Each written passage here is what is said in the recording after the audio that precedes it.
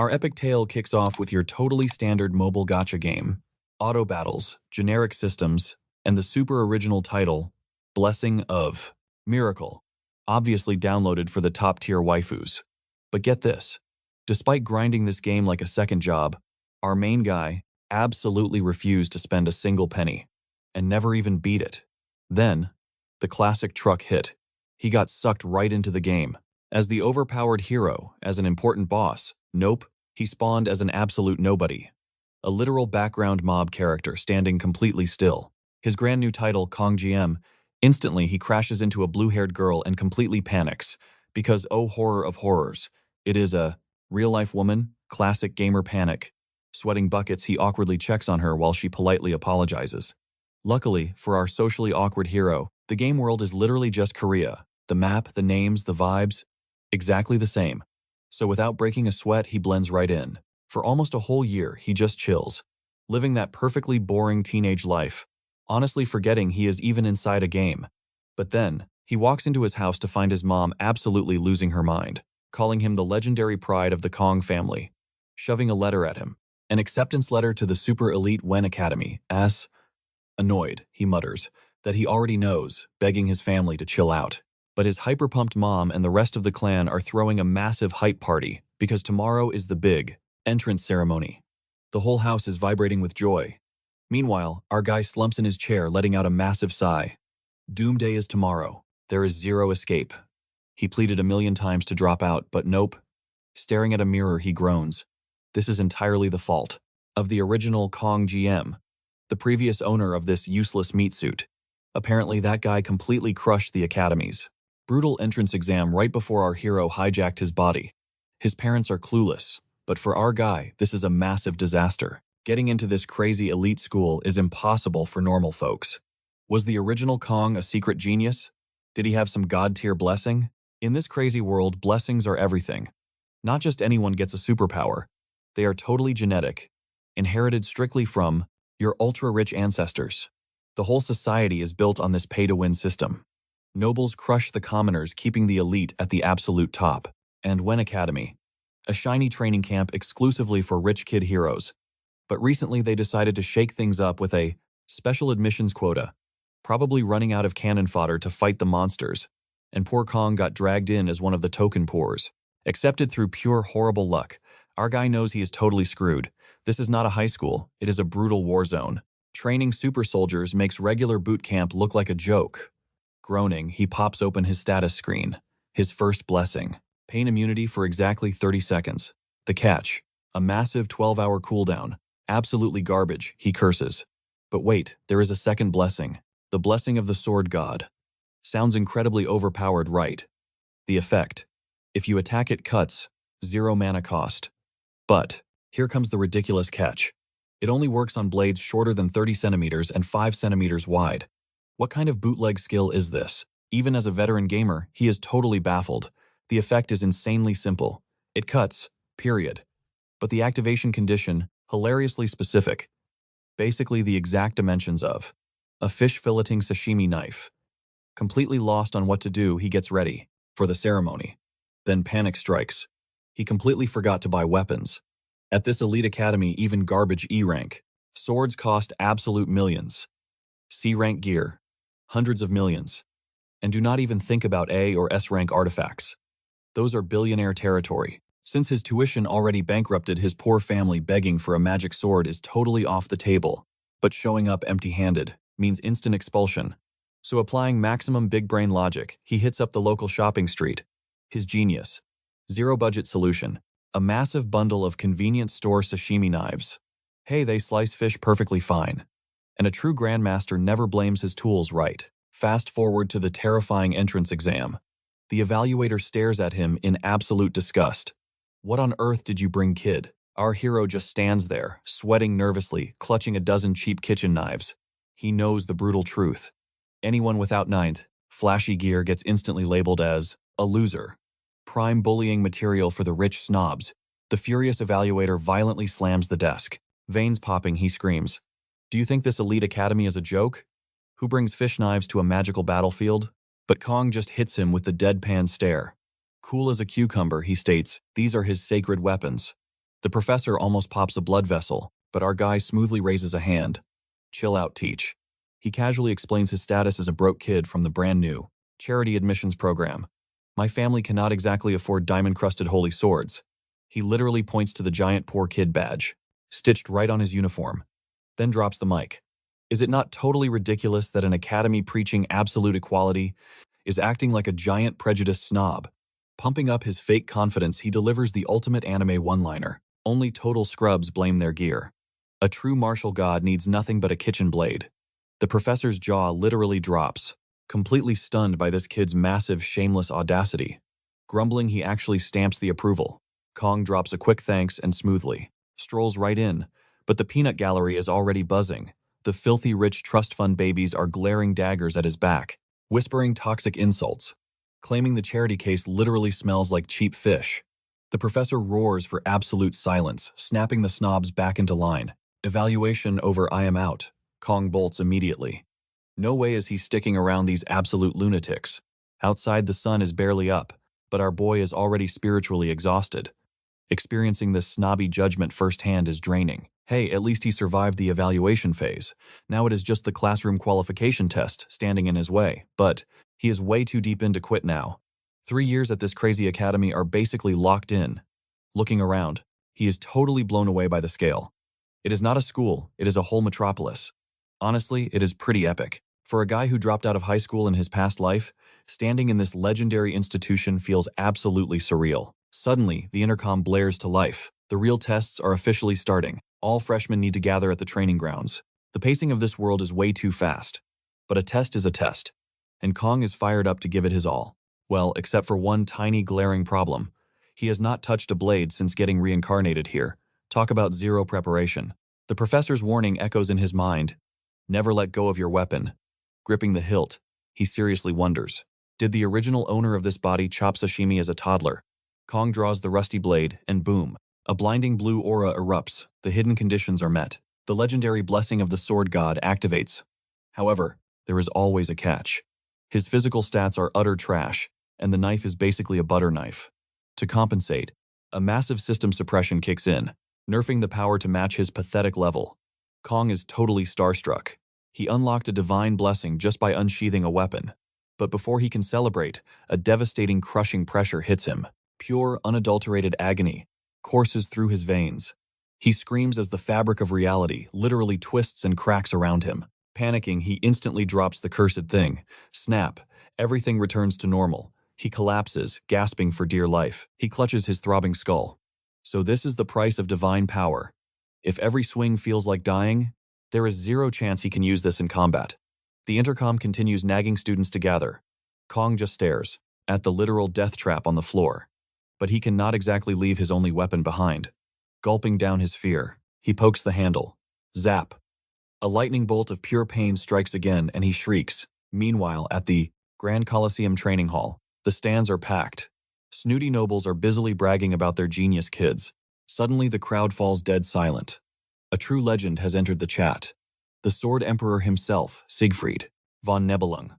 The name commands absolute respect. A chubby fanboy nearby loudly declares him the strongest human alive. As the living legend descends, his sharp eyes dart sideways. Another extremely important person is here. Medea Poison, looking perfectly lethal. Her venomous aura is no joke. She playfully greets the old swordsman, teasing that 50 long years have passed.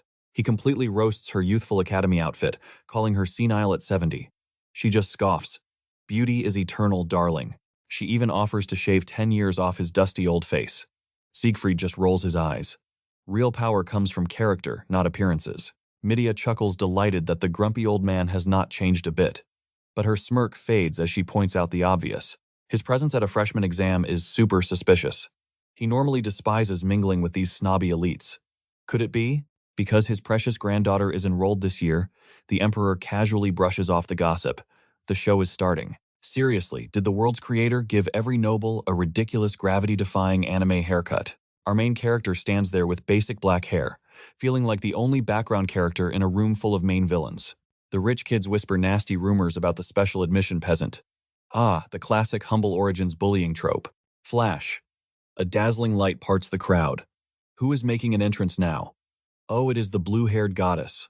He knew she was here. Abel von Nebelung, the Sword Emperor's heir, and the literal main heroine of this twisted game, the entire reason he got addicted to this world. She is stunning and lethal. Meanwhile, the test details drop a subspace trial, a virtual reality where the pain is 100% real. Every cut, every bruise will hurt, but since it is separate, actual murder is totally allowed. The freshmen will face a brutal no-holds-barred battle royale. Groups of 10 will fight to the bitter end. Survival equals rank divided by. And Midia drops a massive bombshell on the rules. Zero equipment restrictions. Siegfried argues it is a total pay-to-win advantage for the rich kids. But she snaps back. That the wealthy elites literally fund this academy. Letting peasants in was already a huge favor. Down in the crowd. Kong is blushing like a tomato. Abel is a million times prettier in 3D. It is totally scrambling his brain. He pities all the other dudes drooling over her. He knows the game lore. She possesses a miracle blessing, meaning her fate is already locked to the true protagonist. Top-tier beauties always have a destined hero. So Kong chooses, best to ghost them all. His master plan, survive high school, dodge those anime tropes, and score a totally safe desk job. But wait, a shiny flyer catches his eye. Heroes make absolutely filthy amounts of cash. Sadly, after the literal agony of drawing his weapon earlier, he knows hero work is a hard pass.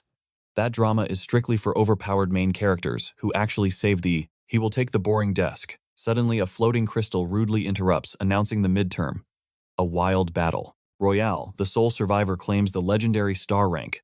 Second and third place grab the dragon rank. 4th through 7th, get wolf rank. 8th to 10th. Congrats, you are officially common trash. Scoring is totally automatic, and time is endless. Kong gets instant flashbacks. This is exactly like that ridiculous video game. His flawless strategy: go invisible, hide, and finish. Quick, blue mana explodes across the arena. May the hero's blessing be with you. Kong, however, is stubbornly refusing to draw his weapon. Fast forward. Most pathetic cadets are already eating dirt. The top scores flash across the sky as 24 groups get wiped out. Siegfried watches from the VIP seats, groaning about broken power scaling. With Abel and the heirs crashing the party, the results are totally rigged. Abel slaughters her bracket in exactly 7 minutes and 14 seconds. Sure, it does not beat her grandpa's monster record, but top 10 in Academy history. Not shabby. Siegfried rolls his eyes. It is totally normal for a cheat character to flex that hard. Bored out of his mind, Siegfried turns to ditch the event. Abel casually asks if he wants to watch the other noble brats. His response: they are just loud, useless pigs. Classic grumpy old man. He completely hates nobles, with a passion. He survived actual wars for his rank, so fair enough. But then the vibe instantly drops. A sinister, glitchy aura spikes hard. Both Abel and Siegfried freeze, sweating bullets. The sky literally starts cracking. Pieces of the digital dimension shatter, raining down like magic meteors, and blowing up the arena. Absolute chaos erupts. Students run like headless chickens, wondering if a boss fell from a hidden dimension. A blinding blue flash tears through the sky.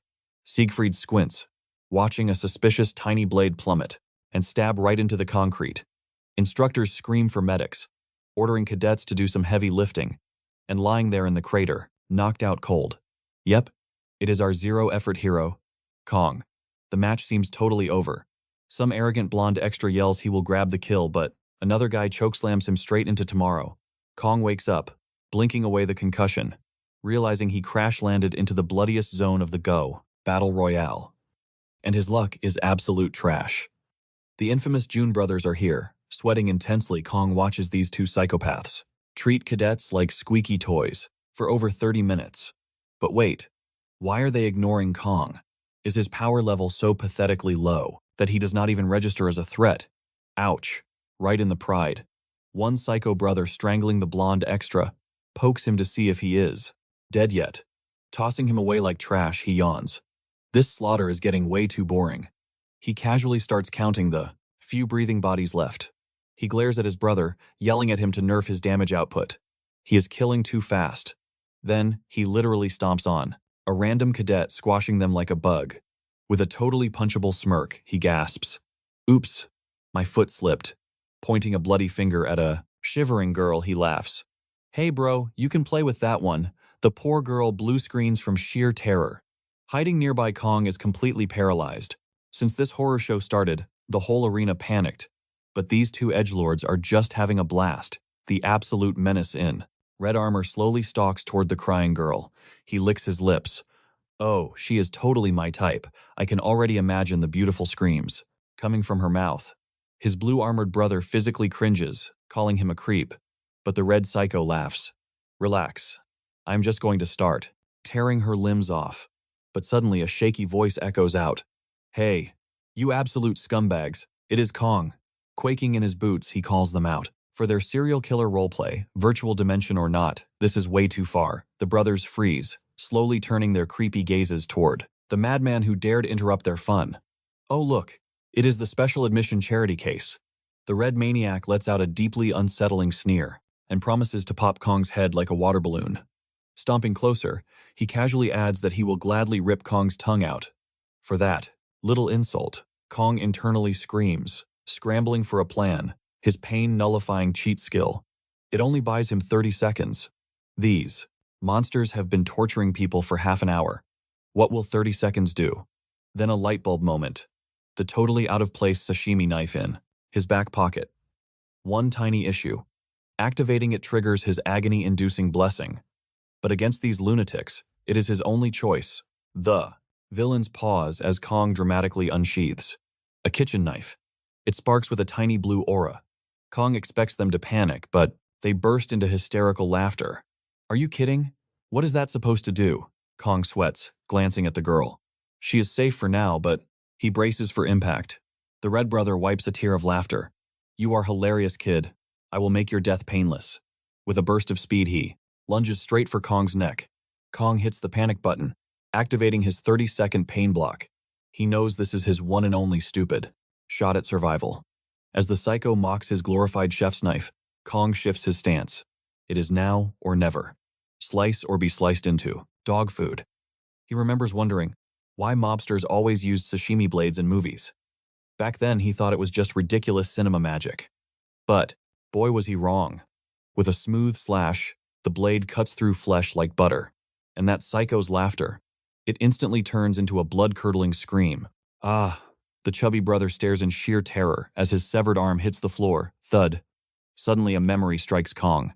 Years ago, in a dingy kitchen, he asked his old mentor about those flashy movie sword fights. The former gangster smacked his head. Listen up, brat, he barked. Flesh and bone contract. Clean cuts are pure fiction. But our clueless main character just smirked and joked. Maybe your skills are just trash, old man. Smack. Well back in the present. The gruesome proof rests right at his feet. The severed arm lies on the ground while the chubby brother wails in agony. Clutching his bleeding stump, he scrambles toward his sibling for dear life. His red-clad brother freezes, turning dead pale. This psycho is gonna dice us both. He roars, charging forward in blind rage. But Kong, he doesn't even blink. Swish. The blade glides through flesh like tissue paper. The fallen brother watches in absolute horror as his sibling collapses. Half of his brother's face is literally staring right back at him. A red-haired observer watches this bloodbath in total silence, completely speechless at the brutal slaughter. Meanwhile, the blue-clad brother swallows his rising panic. Calm down, he rationalizes. We are in the void space. That swing was a total fluke. Kong's awkward stance clearly screams amateur hour, but that cursed knife? Absolutely lethal. Refusing to repeat his brother's brainless mistake, the blue brother goes all out. 3 ultimate blessings activate at once. A defensive aura, 200% jump boost, and fist-crushing spiritual damage. You are dead meat, kid, he roars with absolute arrogance. Meanwhile, Kong is just sweating bullets. Counting down the final seconds of his painkiller buff, the blue brother rockets forward, ready to smash Kong's skull. But wait. He freezes mid-air. Kong just casually chucked a throwing knife right at him. The buffoon stands there completely dazed. Kong's timer ticks down. 5, 2, 1, 0. Thud.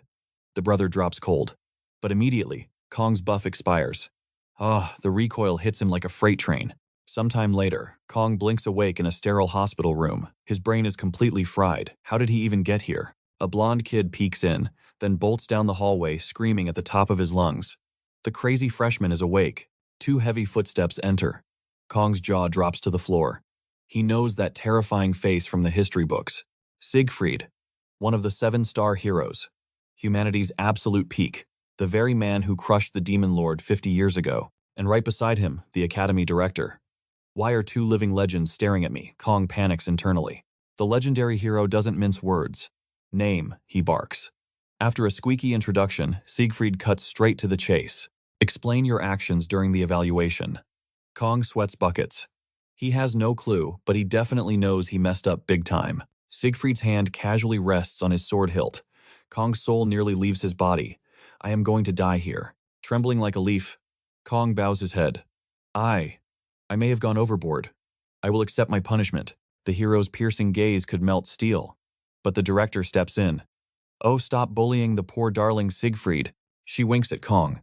This grumpy old man actually healed your blocked meridians. Kong is utterly flabbergasted. Kong, you are quite the fascinating specimen, she purrs. Siegfried scoffs at her lack of dignity, but she completely ignores him. I watched your exam footage, she smiles softly. Seeing you risk your neck to save a classmate. Truly heroic. A real knight in shining armor, Siegfried groans, massaging his temples. The director gently reassures our terrified main character. Don't fret, no punishments here. Although, those bully brothers are traumatized enough to drop out completely. Kong mentally throws a massive victory party. No more annoying enemies. But then, Siegfried drops a nuclear bomb. You placed first in the entrance evaluation. Kong's brain short-circuits. First, but my whole plan was to stay invisible. His dreams of a peaceful mob character life shatter into dust. Later in the director's plush office, she admits she hasn't seen talent like this in 2 decades. Meanwhile, Kong is practically begging to be demoted. The two legends stare at him like he has 2 heads. The subspace system decides the ranks, kid, they explain bluntly. But Kong fiercely shakes his head. Siegfried rubs his chin, utterly baffled. How does this scrawny brat have such monstrous skills? If he had a god-tier physique or a decade of bloody combat, it would make sense, the hero mutters to himself. But this kid is weak. His noodle arms completely contradict that terrifying masterclass swordplay. For the first time in years, the legendary hero's warrior blood boils. A fiery competitive spark ignites in his chest. How can a mere child reach this peak? The eccentric director giggles mischievously. Careful now, he is definitely a prime catch. I might just date him myself despite the age gap. Siegfried deadpans, brutally reminding her of the Academy's nickname for older women. Shia loses her temper completely, dropping her elegant facade. But through all this absolute comedy and chaos, our cunning Kong plots his escape. Downgraded to the bottom-tier wolf class. Honestly, what a relief. He had zero desire to play King of the Hill and get targeted. While tryhards argued he belonged in elite classes, media thankfully pulled strings to keep things perfectly hushed up. They honored Kong's desperate wish for zero attention. But stepping into the wolf class, every eyeball glues to his chest badge. Thankfully, the staring contest ends quickly. The extras go back to gossiping, letting Kong exhale. He desperately hopes they'll ignore him, but the moment he sits to enjoy sweet solitude, a voice shatters the peace. He spots the red-haired girl from the entrance exam. She cheerfully thanks him for the heroic save. Kong plays it cool, claiming anyone would help though. Inside, he's sweating buckets of hypocrisy. They all think he's a noble hero, but reality check. He just panicked to save himself. He introduces himself as Kong Janma, and the fiery girl calls herself Kay. He drops a polite greeting, but his gamer brain adds that it's wild they share a class. Internally, warning bells ring. He had grinded this game 1,000,000 times over, and his lore encyclopedia has zero memory of a Kay. Since she wasn't in the main storyline during the epic Demon Tribe War, she must be a basic NPC. Relieved, Kong begs her to keep his accidental heroics totally secret. She cheerfully agrees. Kay then leans in with a burning question, but boom, the professor kicks the door open, ruining the moment. The grumpy instructor demands silence. They agree to talk later as the professor slams a notebook down. He congratulates the fresh meat, screaming that they now carry the dramatic pride of Hero Valordra. He introduces himself as Lee Won-bin, the drill sergeant of the wolf class, and orders the rookies into gym clothes instantly. Hell Camp starts in exactly 30 minutes. When some poor guy with glasses bravely asks about training, Kong's gamer senses tingle. Saitama's regimen. He silently cries, wondering if they're all doomed to go bald. Panicking, Kong approaches the professor, who instantly barks his name. Caught red-handed, Kong fakes a stomachache. The professor loudly announces that basic sweat sessions are beneath the Academy's absolute top-tier cadet. He offers Kong the elite star class. Realizing media totally snitched his true stats, Kong aggressively backpedals. He shouts he just needs a toilet break and will happily run. Cut to the track, Kong joins the jogging squad, or rather, he dies at the absolute back. His trash tier stamina. Can't even survive the warm-up. He's wheezing like a broken engine when K jogs past asking if he's dying. Kong gasps out a massive lie, claiming he's perfectly fine after 5 pathetic laps. Meanwhile, K yawns and casually reveals she's on lap 9. She cheers him on and blasts off, leaving our out-of-shape main character questioning his sad life choices. Later, Kong is buried in empty water bottles. He slams one down in absolute misery. Broke and totally starved after. Just week 1. His biggest boss fight isn't monsters, but his empty wallet. Flashback to the cafeteria where Kong, drooling over juicy pork, takes a critical hit from the lunch lady. Meal tickets required. The price, $50,000. 1. A one-hit KO. That absolute fortune used to be his entire monthly food budget. Defeated and hangry, he slumps against a wall sipping cheap water. Suddenly, a heavenly ping echoes. A glowing blue system screen reveals his stats leveled up, restrictions lifted. He can now finally equip weapons up to 38 centimeters long. He looks down, muscles popping. His evolution is speed running forward thanks to the glorious sword gods. Blessing. That embarrassing stage fright with swords, completely deleted. Now walking barehanded just feels totally naked. As Kong marvels at the system literally hacking his brain, a soft knock interrupts. It's Kay, standing at his door sweetly asking for permission to enter. She noticed his tragic absence from the cafeteria and came to check on her starving classmate. Kong scrambles to save his pride, lying about off-campus takeout. Kay smiles, mentioning she was about to start cooking dinner but needed groceries. Before she finishes speaking, Kong practically teleports outside free food. He instantly offers to play chef. Later, Kay finishes her meal, praising the absolute culinary masterpiece. Spotting the clean plates, Kong asks why her fridge looks like a literal aquarium. Kay innocently replies she grew up near the ocean. Smirking, Kong declares seafood is his ultimate skill. To flex, he activates the legendary sword god's blessing just to prepare sashimi. The blade dances. 21 seconds later. Michelin star plating. He internally weeps at his own genius. Astonished, Kay asks where he learned god-tier knife skills. Kong shrugs, admitting he slaved away part-time at a sushi joint. Kay blinks, entirely confused. By minimum wage. The classic oblivious rich girl. Kong just smiles, genuinely glad. She loved the feast. Kay takes dish duty, letting our tired main character chill.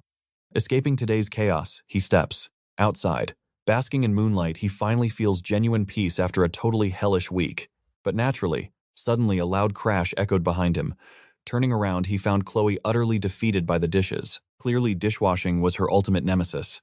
But as he stepped up to help her, a mysterious notebook tumbled down, a diary. And like any classic protagonist, his curiosity instantly overpowered his common sense. He just had to read it. First entry.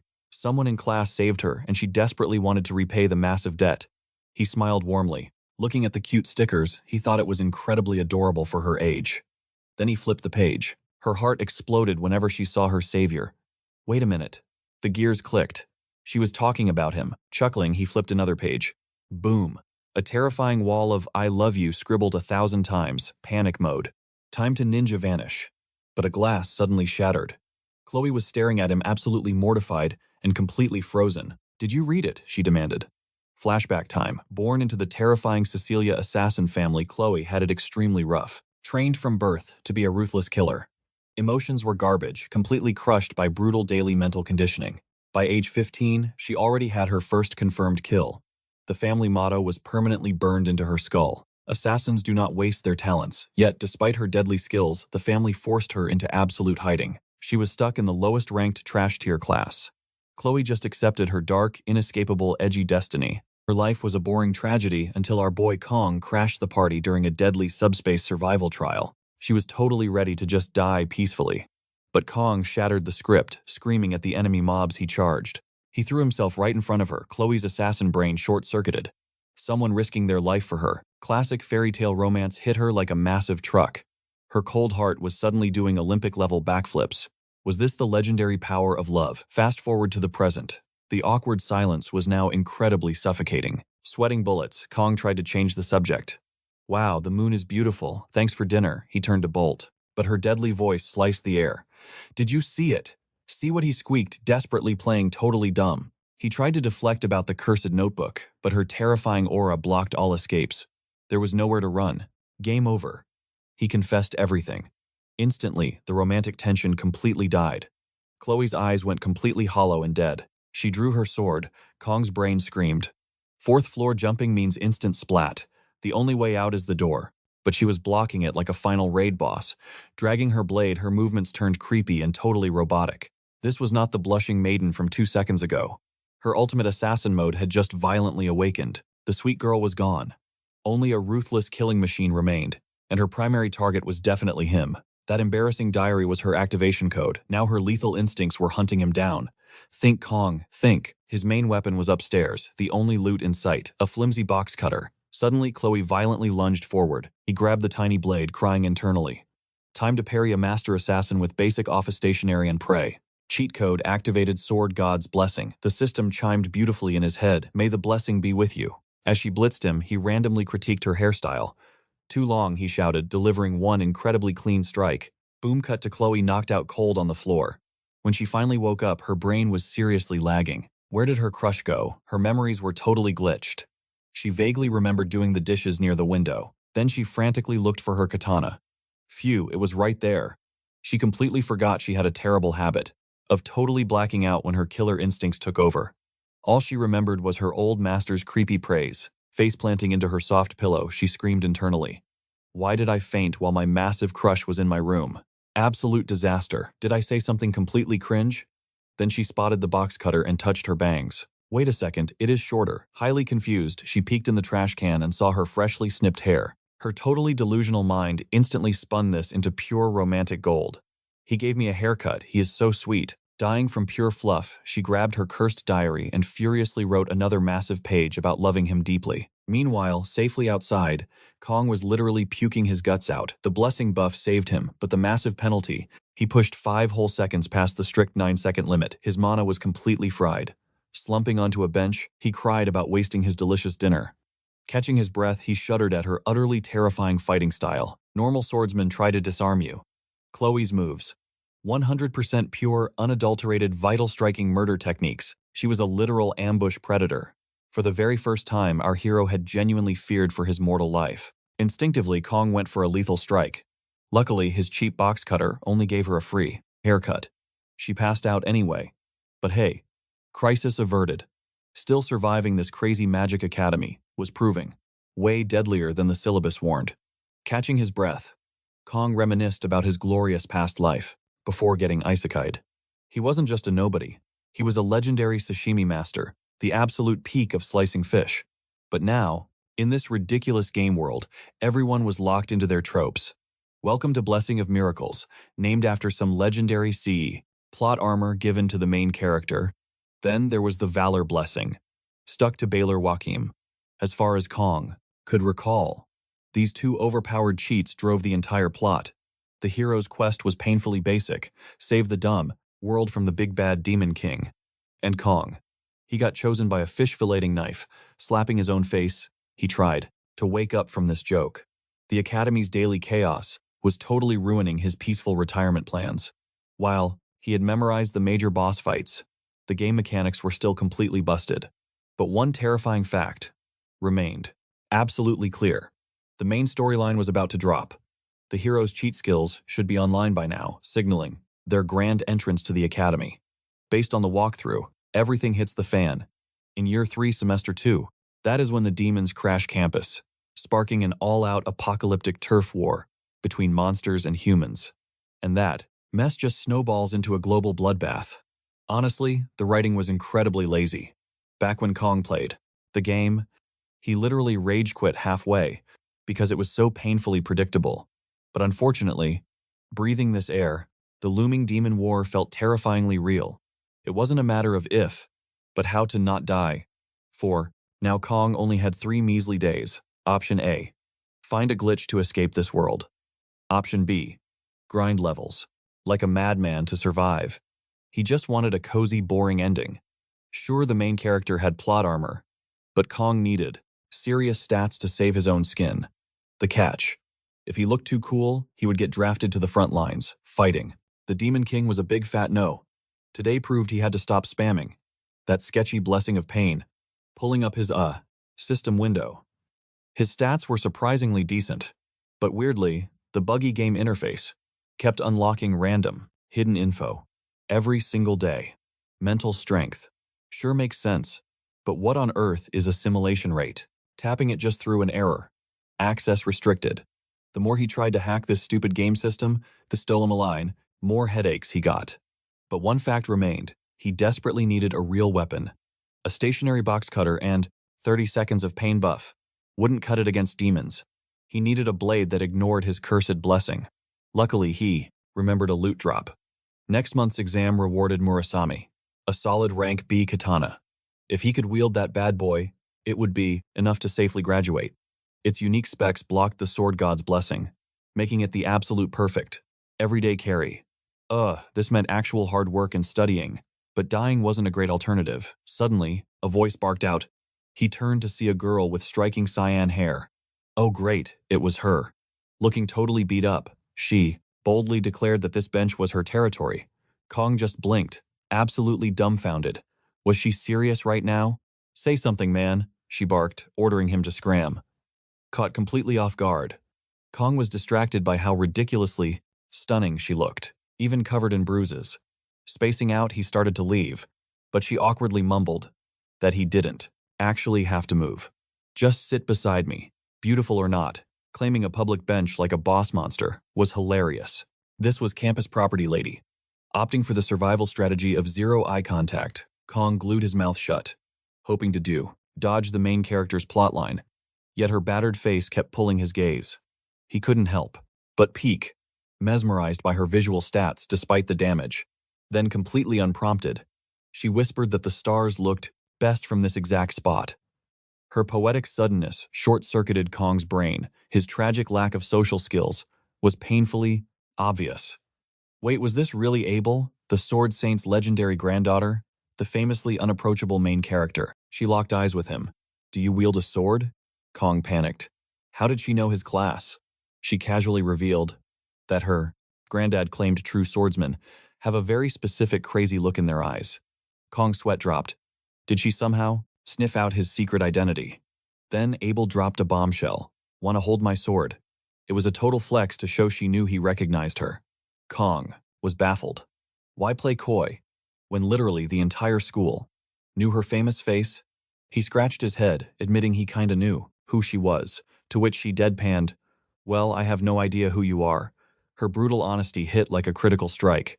She then smirked, calling it a total anime cliché for the mob character to know the VIP. Kong, desperately trying to avoid death flags, scoffed. Why should he hand over his name to some random bench thief? Abel just smiled, hinting that in this world, it pays to know. Anyone could be a Demon King's spy, she accused. Hanging around her secret training spot looked extremely sketchy after all. Sensing the indirect death threat, Kong instantly pulled an Uno reverse card, hinting that maybe, just maybe, she was the demonic mole.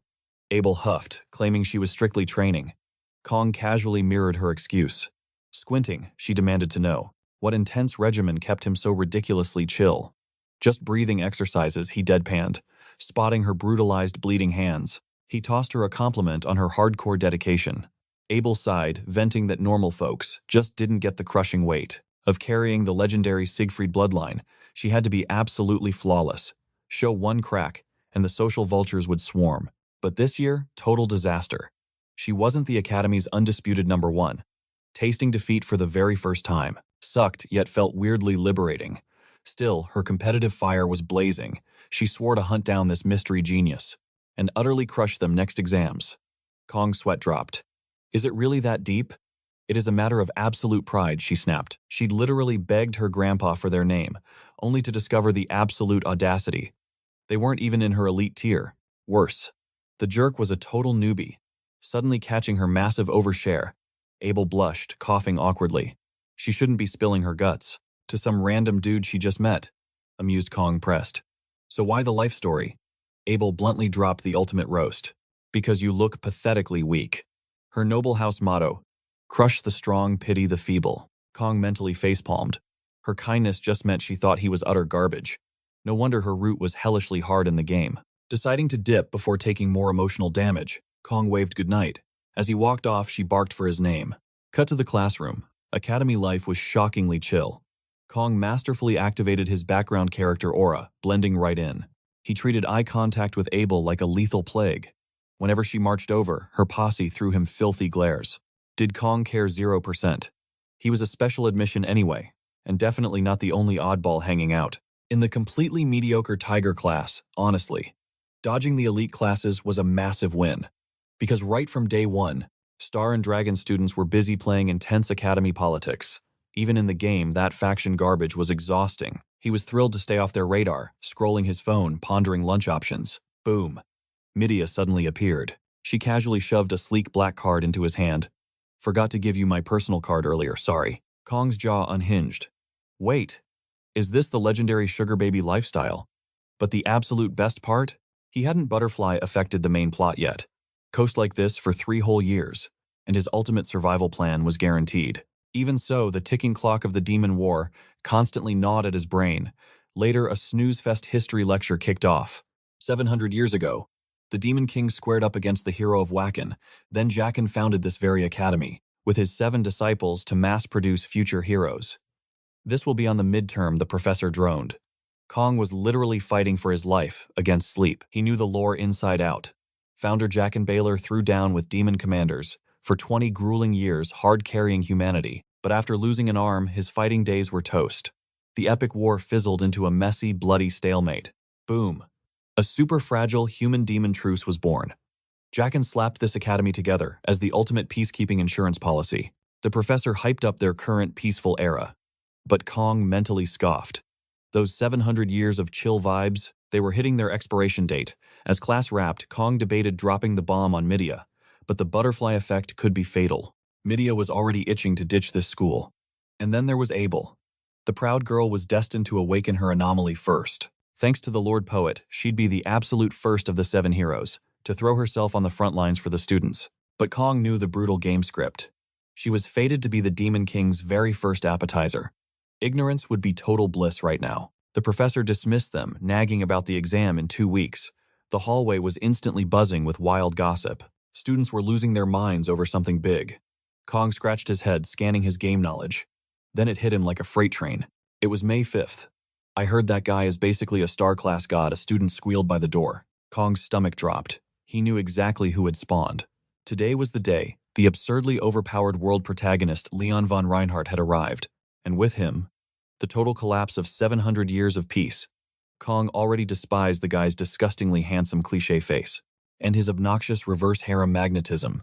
If only this was a dark fantasy where pretty boys like Leon met horribly tragic early ends. But nope, his main character aura had already ensnared Rachel the Sword Saint, and Saki Ryojo, the Bow Saint's legendary heir. And inevitably, Abel too. His party was a walking cheat code. Kong could hate him all day, but Leon's blessing of miracles made him humanity's VIP savior. Calling it a choice was a hilarious joke, though.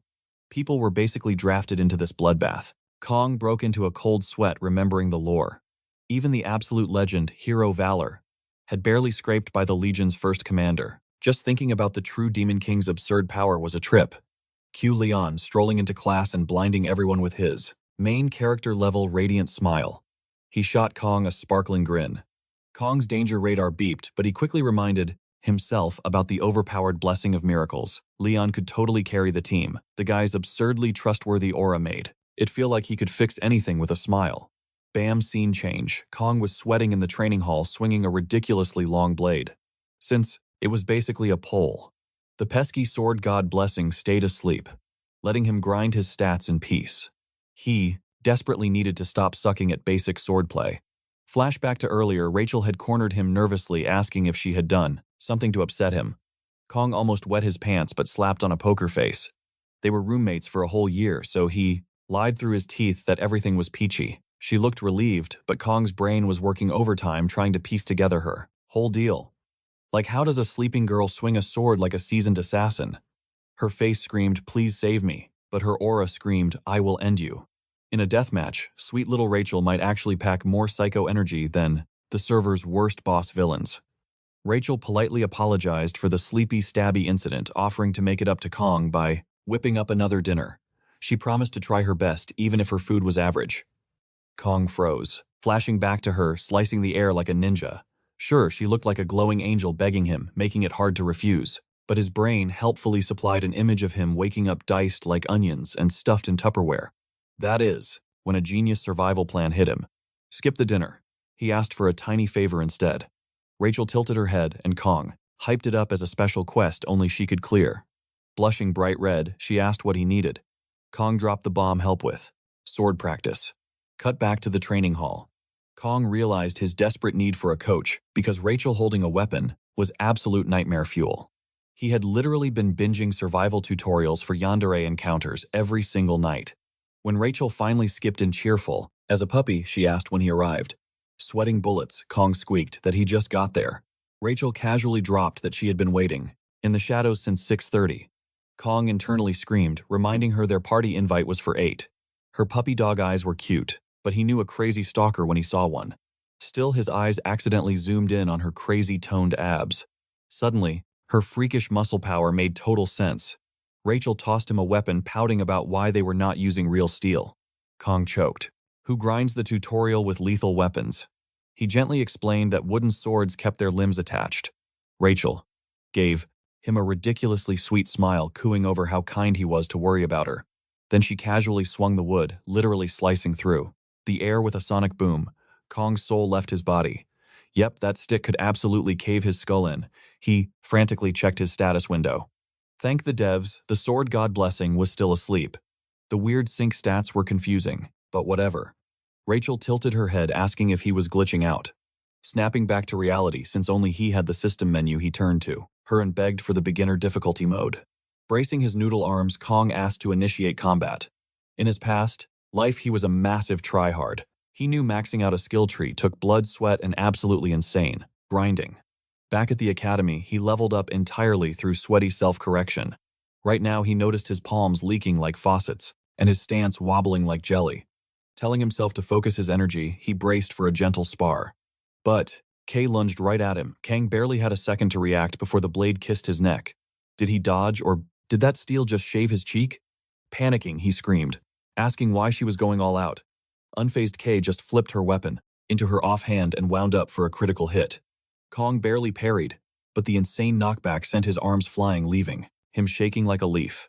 Riding a millisecond of fake confidence, he queued up a counterattack, but before his animation even finished, Rachel was literally flying. Kong internally cried, wondering if her speed stat was infinitely stacking. Maybe. That first near-death experience was just her stretching. He blocked again, but the massive impact shattered his hilt, sending him staggering like a drunk.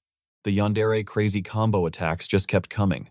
Kong mashed the guard button, but every single strike made him see the game over screen.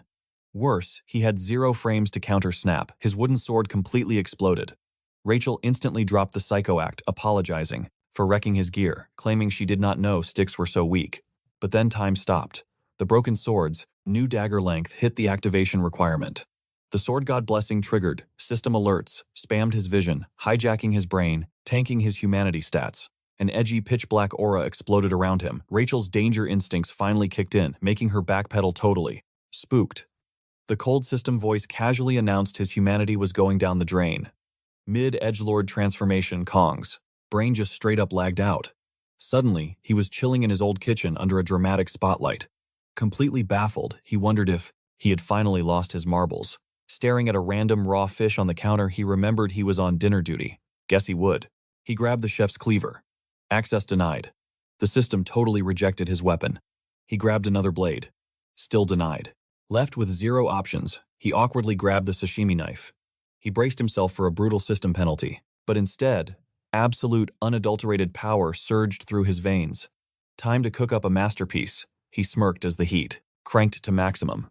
Meanwhile, back in the real world, Chloe screamed his name in a total panic. Kong, who was just standing there, vanished in a blinding blue flash. Boom. He teleported right into her face. She barely managed to raise her guard before the shockwave launched her backward. She crashed hard, coughing up blood. Chloe panicked. Kong had completely lost his mind. He wasn't the sweet guy anymore.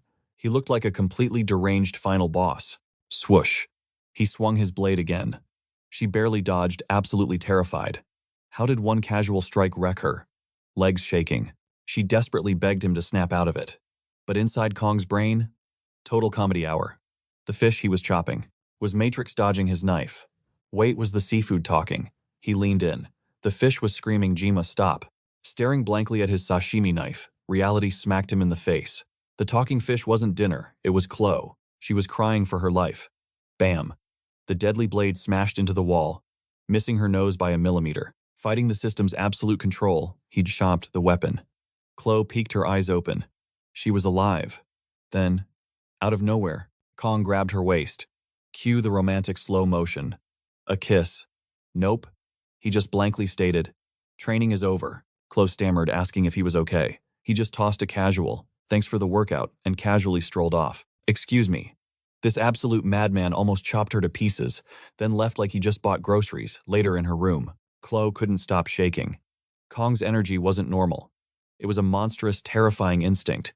Even if her sword hadn't broken, she was completely outclassed. Suddenly, an annoying voice broke her deep thoughts. Enter Knox, her smug upperclassman brother. He teased her about getting beat up. Chloe's sweet face instantly turned demonic. Knox just laughed, taunting her for hanging out with a nobody like Kong. Chloe bared her fangs. "Keep his name out of your mouth." Knox smirked like a classic villain. "Keep playing with that trash, and our Audier family will erase him." Chloe just lowered her gaze, chuckling darkly. "Please, send the whole family. He would wipe the floor with all of you." Mic drop. She stormed off, leaving Knox sweating over this mysterious Kong. Meanwhile, our overpowered hero was having a total existential crisis. This sword god blessing, total scam, it was a cursed hack, and he swore to never use that toxic cheat skill again. He needed new gear fast, but that sinister energy had a mind of its own, hijacking his body. It whispered dark, edgy thoughts. Slice them. Destroy everything. For one terrifying second, he was a god strapped to puppet strings. Honestly, if it wasn't for Chloe screaming her lungs out, he would have completely lost his marbles. He saw twisted visions of doom and threw that cursed blade away. The hypnotic spell shattered. His survival instincts were screaming. One more second holding that weapon, and it was game over for his soul. The ultimate irony. The crazy yandere girl who originally tried to murder him was his literal savior. Sure, he was annoyed she triggered the berserker mode, but hey, thanks for not letting him go crazy. He practically ran away. But the panic was real. How does one hit the mute button on a godly power? The sword god's gift was basically a malware virus. Every time he activated it, it drained his literal lifespan. Fast forward 3 days.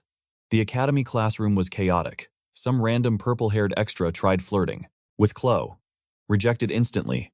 Her brain was completely occupied by one guy. Kongjima had been totally missing for days. Earlier, she loitered at his dorm. She heard him groaning in absolute agony. Did she kick the door down? No. If she broke his door, he might block her. Yandere logic at its finest. She just loved stalking him from the shadows, whether he was fighting epic battles or just breathing. Girl, you need a hobby.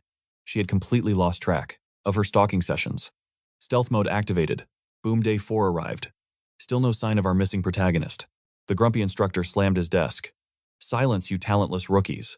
You are wasting this elite academy's time." Because of the heavy rain, it was a boring indoor lecture, but even the strict professor was sweating over Kong's dollars. Ridiculous disappearing act. He just prayed the kid wasn't dead. Just as the boring lecture started. Creak. The door swung wide. The professor lost it. Who dares interrupt my class? But the guy walking in, unrecognizable, taller, colder. Absolute menace energy. Chloe gasped in total shock. Hold up. Where was her sweet, gentle Kong? This dude looked straight out of a dark fantasy cover, total bad boy glow-up. The entire female cast instantly melted. The teacher just sighed, giving up. As students grabbed their seats, the gossip mill went into overdrive. Was this really our special admission guy? Some girls swooned over his quote-unquote handsome upgrade. Yep, everyone loves a bad boy. Kong just sat there, radiating pure, punch-the-world energy. The moment the bell rang, Chloe rushed over, bombarding him with questions. He played it cool, waving off her panic like a minor bug bite. But she wasn't buying it. She whined about his missing classes. Flashing a weak cinematic smile, he thanked her. Still, Chloe's radar pinged. He was totally lying. Reality check. Kong just survived 3 days of pure, unadulterated hell. Twitching in bed, his brain utterly fried. That stupid sword god's curse basically tortured him, starving him out entirely. When he finally checked the mirror, jump scare, he looked like a walking skeleton, with edgy white anime hair. Talk about a terrible side effect. Seeing Chloe's massive guilt trip, Kong decided to throw her a bone. "Hey, is that dinner date still happening?" He dropped casually. Flustered, Chloe's brain blue-screened before making him repeat it. Cue the sparkling anime joy. Kong secretly sighed in relief at her beaming face. She bragged she would cook literally anything. He requested fish, joking about his last highly disastrous seafood experience. But mid-sentence, a creepy red flash grazed his neck. He whipped around, spotting some bizarre, glowing demonic weed. Tracing the weird vibe, he found a guy lurking nearby. Enter Nox Audier, rocking villainous red eyes. Chloe instantly turned to stone. Kong smoothly stepped up, shielding her from this total creep, and demanded answers. Nox just gave that classic antagonist smirk while flexing his massive aura. Ah, great. More dramatic nonsense. Shaking like a leaf, Chloe begged Kong to back off, shouting at the stalker to leave. But her tough girl act completely crumbled under her terrified, squeaky voice. Nox sneered, mocking if Kong was worth a rule-breaking beatdown. He smugly reminded Chloe that her edgy assassin family ties were totally permanent. She aggressively barked back, claiming she was done with the clan. Nox just laughed like a maniac.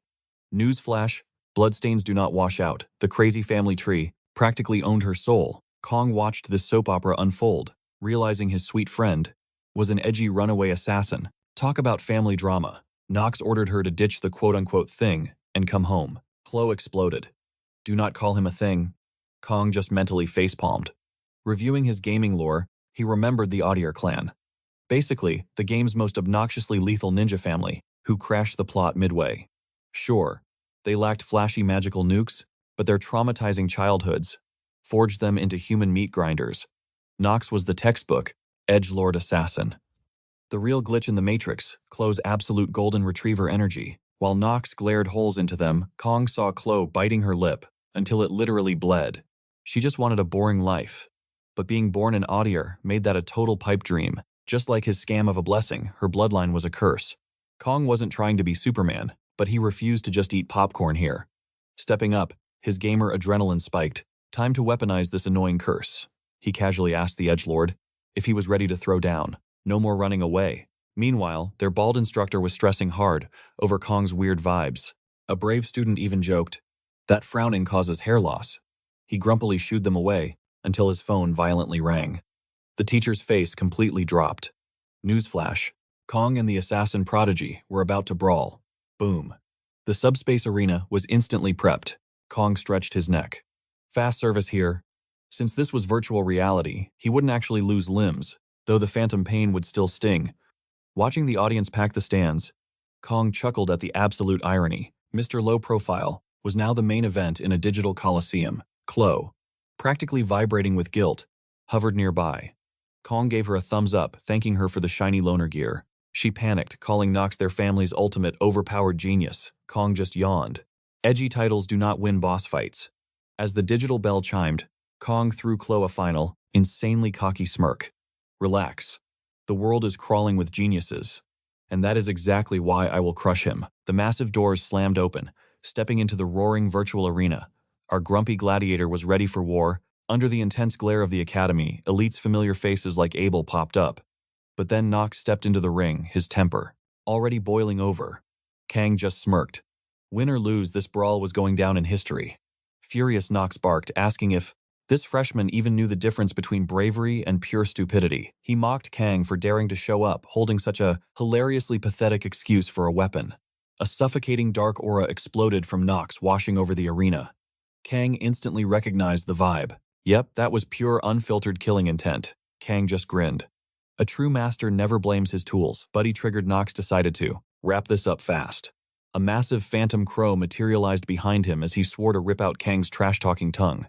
Kang calmly scanned the boss-level threat, eyeing Nox's absolutely cracked pay-to-win gear. Wait a minute. Is this dude seriously flexing an AFO? S-rank Hongren blade. Talk about overkill. Still, Kang was totally unfazed. He fully expected the upperclassmen to cheat the stat sheet. But guess what? Kang brought his own heat. His legendary weapon, a literal sashimi knife swiped from the cafeteria kitchen, a referee drone, buzzed down, flashing a bright blue light to start the match. May the hero's blessings guide your path, the robotic voice echoed. The whole stadium held its breath. The second the match started, Kang fired up his own buffs instantly, nullifying his pain receptors. and straight up downloading the sword god's blessing. His eyes flashed blinding white, giving off a menacing, downright demonic vibe. The crowd started sweating. Wait, was the kitchen knife kid actually a raid boss? Before they could blink, the clash erupted. Sparks flew as blades collided at breakneck speed. A blonde girl in the stands gasped completely, mind-blown by the absolute blur of motion, while Adul watched in pure shock. How could this absolute weapon of a fighter be the same weakling from before? Nox lost his cool and spammed attacks, hurling massive purple energy blades that tore up the very stadium floor. But hilariously, every single strike hit dead air. Raging Nox launched into the sky, unleashing his ultimate three-headed crow technique. A chaotic storm of purple energy swallowed Kang whole. Nox smirked, thinking he had won. But then a blue streak flashed. Kang practically teleported. Behind him without a single scratch, the audience absolutely lost their minds. Even the genius Abel was clutching her head, wondering how. A nameless freshman was treating Nox like a tutorial mob. Nox suddenly remembered a warning that Kang was secretly built different, but his ego would not accept it. He convinced himself the kid was just a slippery rat, yet seeing that cheap cooking gear made his blood boil. When one of Kang's kitchen knives clattered to the floor, Nox laughed. What kind of clown show is this? Kang did not say a word. He just casually raised his last knife, the one covered in cute little flowers, straight at Nox. The sheer disrespect was staggering. Nox raged, deciding to nuke this freshman from orbit with his max power. He started yapping about his glorious S-rank sword, but before he could swing, Kang glitched out of reality. Time crawled to a halt as Kang sighed. He really just wanted a quiet, boring school life. But since the universe kept dragging him into drama, he decided to slice through it. Slash Nox's entire arm was sent flying across the arena. Pin-drop silence hit the stadium. Nox just stared at his stump like an idiot, as Kang casually manifested right behind him. The crowd screamed in absolute horror as Kang swung again, straight up decapitating the guy. The chill protagonist had just transformed into the Grim Reaper. Nox's avatar crumbled into pixels while Kang, cool as a cucumber, sheathed his blood-stained kitchen knife. Abel's jaw was on the floor while her friend was practically drooling with hard eyes. The referee drone buzzed over the carnage. Winner Kang Jama, match time 26 seconds. The stadium completely erupted, a totally unknown freshman. Just speedran a second-year prodigy. Sure, it felt awesome, but Kang groaned internally. His dream of flying under the radar was dead forever. The entire academy was flipping out over the freshman who styled on a top-tier student. Kang just sighed, bracing for the inevitable headache. Meanwhile, Abel was completely short-circuiting. She could not get the flower knife psycho out of her head. Everywhere she went, people were hyping up that insane 26-second duel. When Nox's arm hit the dirt, she had been totally paralyzed. Her brain just could not compute how some guy pulled off the most god-tier swordsmanship she had ever seen, using equipment meant for dicing onions. As the proud granddaughter of a literal swordmaster, her ego was absolutely shattered. She finally realized she had been acting like a total frog in a well. A painfully cringy memory punched her in the gut. She remembered acting all tough, loudly declaring she would crush the mysterious guy who had beaten her previously. Oh God, she even remembered winking at Kang, acting all cute and offering to protect him, because she thought he was a helpless newbie. The gears finally turned in her head. Wait, was this kitchen knife-wielding maniac actually the mystery ranker? Her face burst into a fiery tomato red. She buried her face in her hands. That overpowered jerk was totally him. Abel's brain was melting from sheer embarrassment. What the heck was he thinking when she was flexing her cute charm on him? She bolted upright, snapping awake, with her heart pounding like a drum. Her blonde friend Rachel leaned in, asking if she was having a nightmare. Abel quickly brushed it off. It's nothing, but Rachel wasn't buying it. Are you sure? Did you forget your gear? Are you hungry? Do you need a potty break? She teased relentlessly. Abel finally snapped. Shut your trap. But then, Rachel flashed a wicked smirk. Wait a boy. Abel's face exploded into a tomato-red blush. Rachel howled with laughter. Who knew the legendary Abel would fall victim to romance? Abel furiously stammered out denials. But Rachel's radar was already 2,000 dials. Locked on. Who is the lucky victim? Is it pretty boy Leon? Abel's poker face was strong, but Rachel's chaotic brain was spinning. Suddenly it clicked. Wait, is it that crazy transfer student from yesterday? Kang. Abel completely froze. Rachel's grin turned demonic. I am a flow. Total genius. Snatching Abel's hand, Rachel declared their next mission. We are invading the tiger's den. Q1 incredibly dramatic entrance. Bam! Rachel kicked the door open, blinding the background characters with her sheer beauty. She leaped right onto a desk, screaming, Where is that moody, black-haired guy? Some random extra whispered that tables are for studying, but Rachel just flipped her hair. I am pretty enough to do whatever I want, she declared. The poor extra instantly agreed. Meanwhile, Abel hovered by the door, dying of absolute secondhand embarrassment. Suddenly, Rachel's eyes sparkled. Target acquired. Found him. But then, she spotted Kwa. The girl was staring at Kang with massive cartoon hard eyes. Rachel's chaotic grin leveled up to maximum mischief. Oh, this just got spicy, she whispered, dramatically loosening her tie.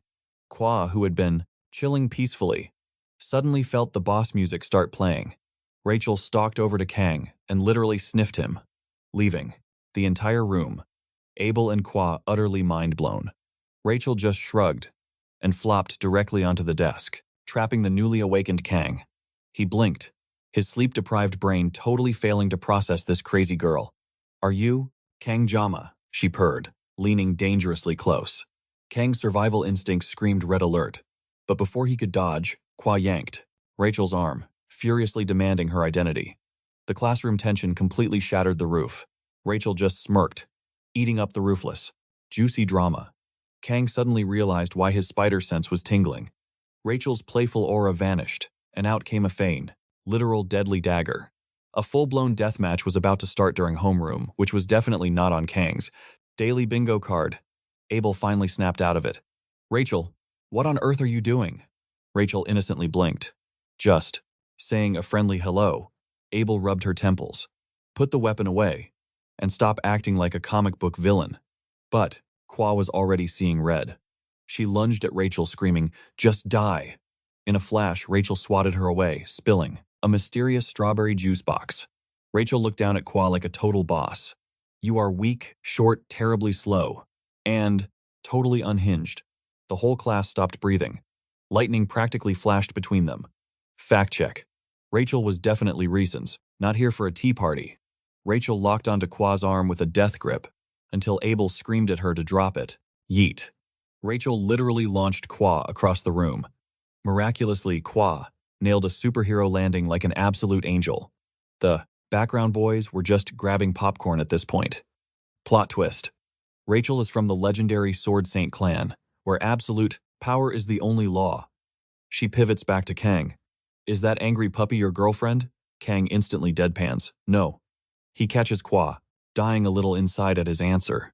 We are strictly just friends, he stated, desperately trying to logic his way out of this romantic comedy nightmare. Then Kang finally noticed Abel sweating in the corner. He blankly asked why this circus had followed him to school. Rachel giggled. Abel totally has the hots for you. I came to judge. Abel's brain short-circuited. I never said that, she screeched, waving her hands. Her tsundere excuses just dug her grave even deeper. Absolutely mortified, she faced the wall. This is totally a misunderstanding. I was dragged here against my will. Completely unbothered, Kang hit them with a cold-blooded cool, then leave. Rachel's crazy eyes practically turned into sparkly anime stars. Oh no. She likes bad boys who ignore her. You are so fascinating, she purred. Exactly my type, Kang hit back with. Glad. You have a type. But I'm officially opting out. Rachel just laughed off the rejection. Do not be so cold. Why not? Visit my dorm room after school. She dropped the spiciest invitation ever, making sure every single person heard her. Scandalous intentions. Kwa absolutely lost her mind. Keep your filthy paws off my Kang. Rachel just cackled like a maniac, totally amused by Kwa's jealous territorial barking. Abel's sanity meter finally hit 0. Rachel, we are leaving right now. Rachel sighed, dusting off her uniform. Catch you later, Kangjama, she winked, blowing him a massive kiss. She waved, goodbye, leaving Kang praying for a quick memory-erasing spell. The literal second they looked away, he slammed his head down to sleep. Abel stopped at the door. She peeked back, and bingo. The legendary tsundere pout. She is completely hooked. Panicking, she bolted after Rachel into the hallway. Outside, Rachel replayed Kang's icy stare. That was not just a moody, bad boy glare. The sheer killing intent in his eyes. For a split second, she felt an invisible blade against her throat. Goosebumps covered her arms. This was way better than she dreamed. She just wanted to tease a rookie, but she accidentally woke a dragon. And for the Sword Saint clan, securing top-tier genetics for their bloodline is the ultimate goal. Let the hunt begin. She realized Kang was a total goldmine. Maybe that little romantic comedy energy could actually lead somewhere. She smirked at Abel. No wonder our Kang caught the invincible princess's eye, but then, in a total mood swing, she randomly apologized. Abel rolled his eyes. Apologize to the students whose class you totally ruined. But Rachel just laughed. I'm not sorry for that. I'm sorry about Kang. Because, spoiler alert, I'm keeping him all to myself. Meanwhile, at the hospital, Nox jolted awake, grumbling, I'm gonna murder that jerk. Before the fight, he was the Audier family's golden boy. Zero defeats Nox, plotted to sneak into Kang's dorm under the cover of darkness, to end him. But then he remembered Kang's terrifying aura. Gulp. Shaking it off, he aggressively shoved a nurse aside and stormed out, I'll summon every Audier to bring me his head. Plus, he needed to win back Chloe, whose hidden talents might actually be better than his own. The timing was flawless. His edgy nighttime assassin skills were maxed out. Bursting with fake confidence, he threw open his door and froze. Kang was just chilling there, munching on an apple. Nox expected Trap's explosions, but Kang just blinked. What's the senior doing here? Nox's brain totally blue-screened. He stood there like a statue. Fast forward to the next day, Chloe was nervously chewing her fingernails off. Honestly, she was the idiot who drew her sword first. Super annoyed, she grumbled. Does Kang only like girls with massive airbags? Because if he does, somebody's getting stabbed. Suddenly, Kang called her name. Her dramatic monologue was totally ruined. Snapping back to reality, Chloe awkwardly lowered her weapon. What do you want? Kang just calmly asked. How's Nox doing? She blinked. He's in the medical wing. Kang tilted his head, acting totally innocent. Weird. I didn't even scratch him. Chloe shrugged. Haven't seen him.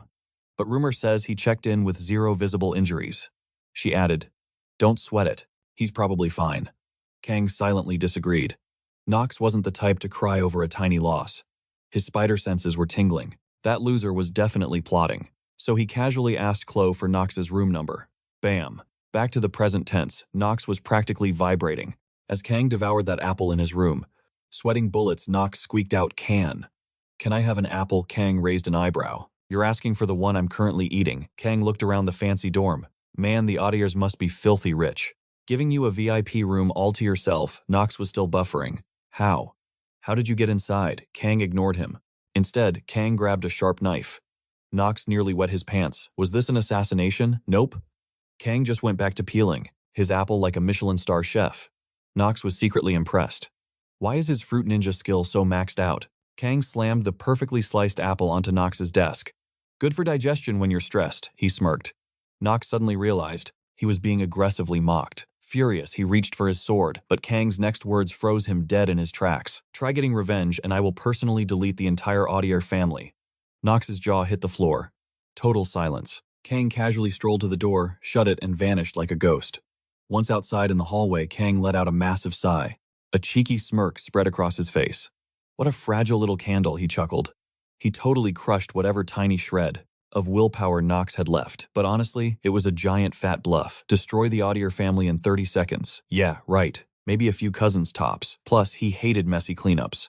Strolling away, Kang realized he was standing dead center, in the eye of a chaotic storm.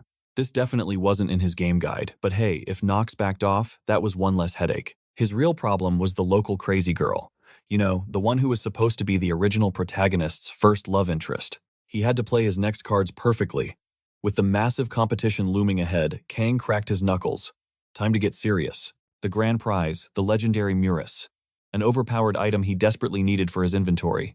But the real catch, it would take way longer than a 30-second bluff to win. The trial. Brawling with demonic monsters in a 5-player co-op squad. Teamwork makes the dream work, apparently. Luckily, Kang had insider wiki knowledge. The mobs were just nerfed D-rank mermen. Unluckily, those fish faces were absolute garbage to fight in the game. Smelling them in real life, gross. At least, they weren't sirens. Those demonic humans were total nightmares hidden behind pretty faces. Slumping onto a park bench, Kang sighed. One whole month in this crazy world. The quiet evening breeze was exactly the chill vibe he always wanted, but despite 700 years passing since the big human-demon peace treaty, random brawls were still popping off everywhere. He remembered the Wild Vasan dispute 50 years back. That psycho 6th Legion commander claimed he literally respawned the 1st Legion's boss. Treaty totally broken. Cinematic flashbacks hit Kang's brain. Vasan delivering a massive bone-crunching punch to a white-haired soldier. Media's mind raced back to the past. A young legendary hero slicing through demons like a hot knife through butter. Humanity claimed victory. birthing 7 legendary heroes. Their epic sacrifices forced a massive timeout between both factions. The conflict was escalating fast. Kong vividly remembered a mocking voice. Calling him humanity's strongest was completely absurd, especially when all he did was execute the 6th commander. Sitting on a quiet bench, Kong reflected. Was this fragile peace really what they bled for? Memories crashed over him like a tidal wave, especially of the 1st commander Baylor Jum, the absolute legend who sealed the 1st Legion leader. He knew that in exactly 4 years the demons would strike again. This second assault would bring the Demon King himself. But for now, stressing over doom wouldn't fix anything. Kong shifted his focus to the upcoming academy tests. Annoying as it was, a lone wolf needed a pack. He desperately needed allies, but there was one massive problem.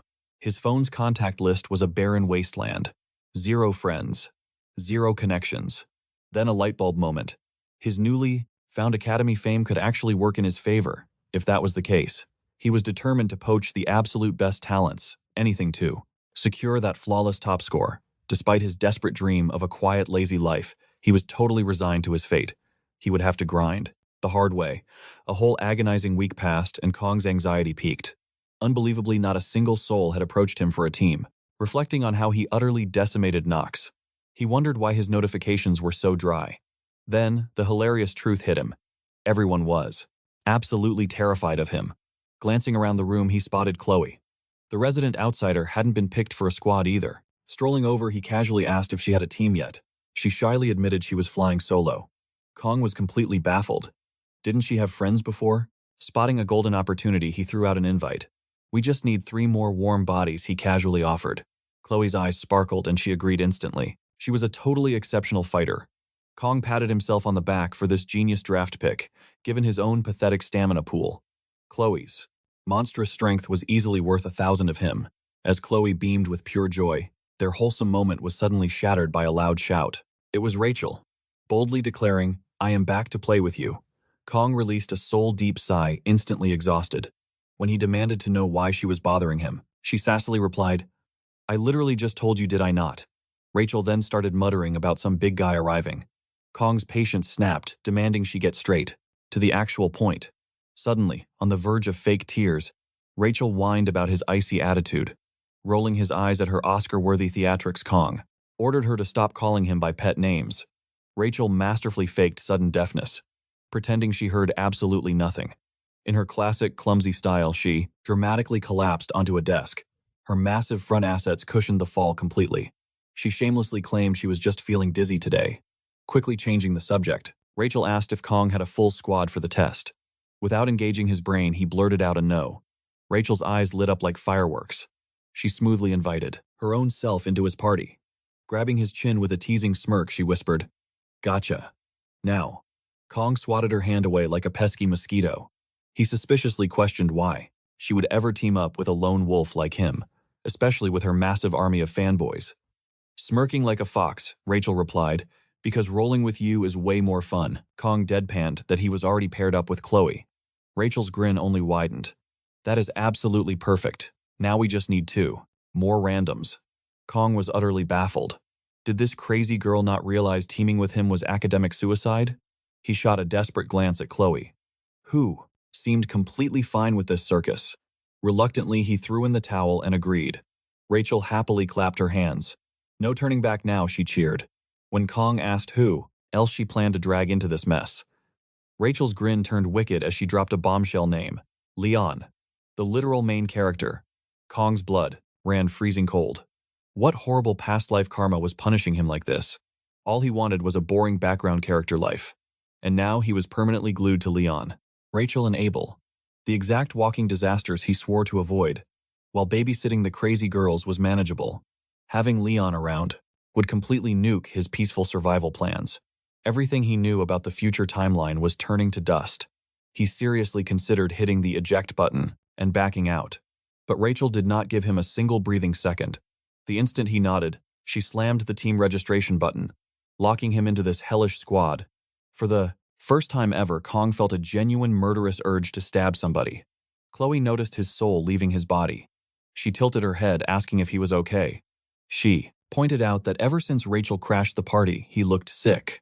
Kong waved it off with a fake cough. claiming he was just totally shocked by this crazy team-up. Chloe gave him a totally reassuring smile, stating she had absolute blind faith in his combat skills. Kong's frozen brain slowly started rebooting. He brought Chloe into this mess, so he could not just abandon her now. Besides, looking at the roster, this chaotic group was objectively overpowered. Maybe he just needed to inhale some heavy optimism. When he asked about their first official team meeting, Chloe blinked and said, "That loud blonde girl said 6 o'clock at the cafeteria." The scene hilariously shifted. To a knockoff cafe, ridiculously named Starbucks with a double S, Chloe slammed her giant cup onto the table, declaring her sugary monstrosity was the nectar of the gods. Kong just stared at her $35 receipt in absolute horror. "Highway robbery," he furiously muttered. Defeated, he ordered a sad $7 espresso shot. The absolute cheapest thing on the menu. He hated every single bitter drop of it. Suddenly, his phone buzzed like an angry hornet. It was Rachel demanding to know his arrival time. Twitching with annoyance, Kong texted back that he was already sitting there. Moments later, the cafe doors practically flew off their hinges. Rachel burst in, fake apologizing for her tardiness. And right behind her, trailed the walking plot armor himself. Leon. Rachel scanned the cafe, her eyes locking onto Kong and Chloe. "Have you guys been waiting forever?" she chirped. Meanwhile, Leon's intense gaze snapped directly onto Kong. Kong instantly zeroed in on that blinding protagonist orange hair. His inner monologue screamed, "This dude looks like a total street punk." I was mentally preparing for Abel, but I get stuck with him. Leon stepped up with main character confidence, extending a perfectly polite hand and introducing himself like a true gentleman. He immediately praised Kong's brutal beatdown on Nox, calling it an absolutely mind-blowing spectacle. Closely observing his new headache, Kong noted the perfect blend of classy intelligence in Leon's voice. There was absolutely zero doubt left. This guy was undeniably the center of the universe. As everyone takes their seats, the roll call kicks off. Leon takes the stage first, flexing his star-class status as the official squad leader. A massive wave of pure jealousy smacks Kong right in the face. Sure, Leon is super overpowered, but why is he also breathtakingly handsome? Meanwhile, our guy Kong just looks like life chewed him up and spat him out. Rachel completely skips her intro already, the popular girl in town, passing the mic to the next weirdo in line. This guy calls himself Speed Weapon. Yep, another star-class elite. Kong mentally cringes at the absolutely ridiculous codename, wondering who let him cook. Speed Weapon even rocks a superhero tattoo right on his neck. What a massive nerd. Next up, Kay steps up, dropping her full name, Kay Audier, from the Wolf class. She smoothly adds that she only joined because of Kong. Hearing this, Rachel absolutely cannot hold back her teasing, singing Kongjama's name in a super annoying playful melody. Kay shoots her a deadly glare, but quickly glues her polite smile back on, bowing to the crew. Finally, all eyeballs lock onto Kong. He keeps it painfully blunt.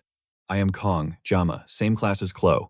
Instantly, the whole room gets drowned in pure, awkward silence. Thankfully, someone cracks open a laptop, snapping everyone out of the cringe and kicking off the actual briefing. A glowing 3D map of an island pops up on the screen.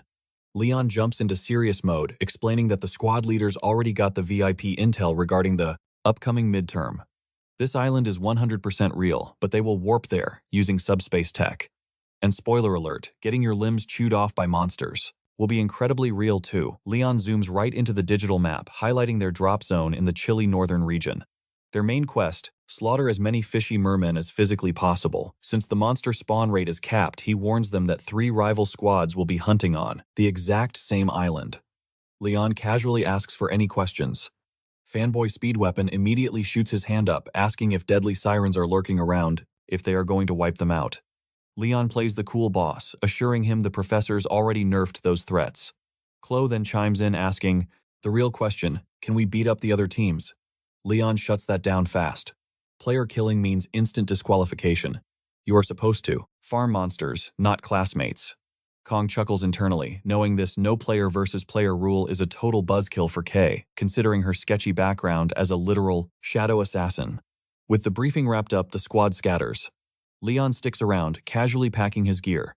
Just as Kong stands up, planning his stealthy escape, Leon suddenly calls his name. Kong spins around, totally baffled. "Where are you from?" Leon asks. It sounds basic, but the vibe is dangerously heavy, like a secret boss interrogation.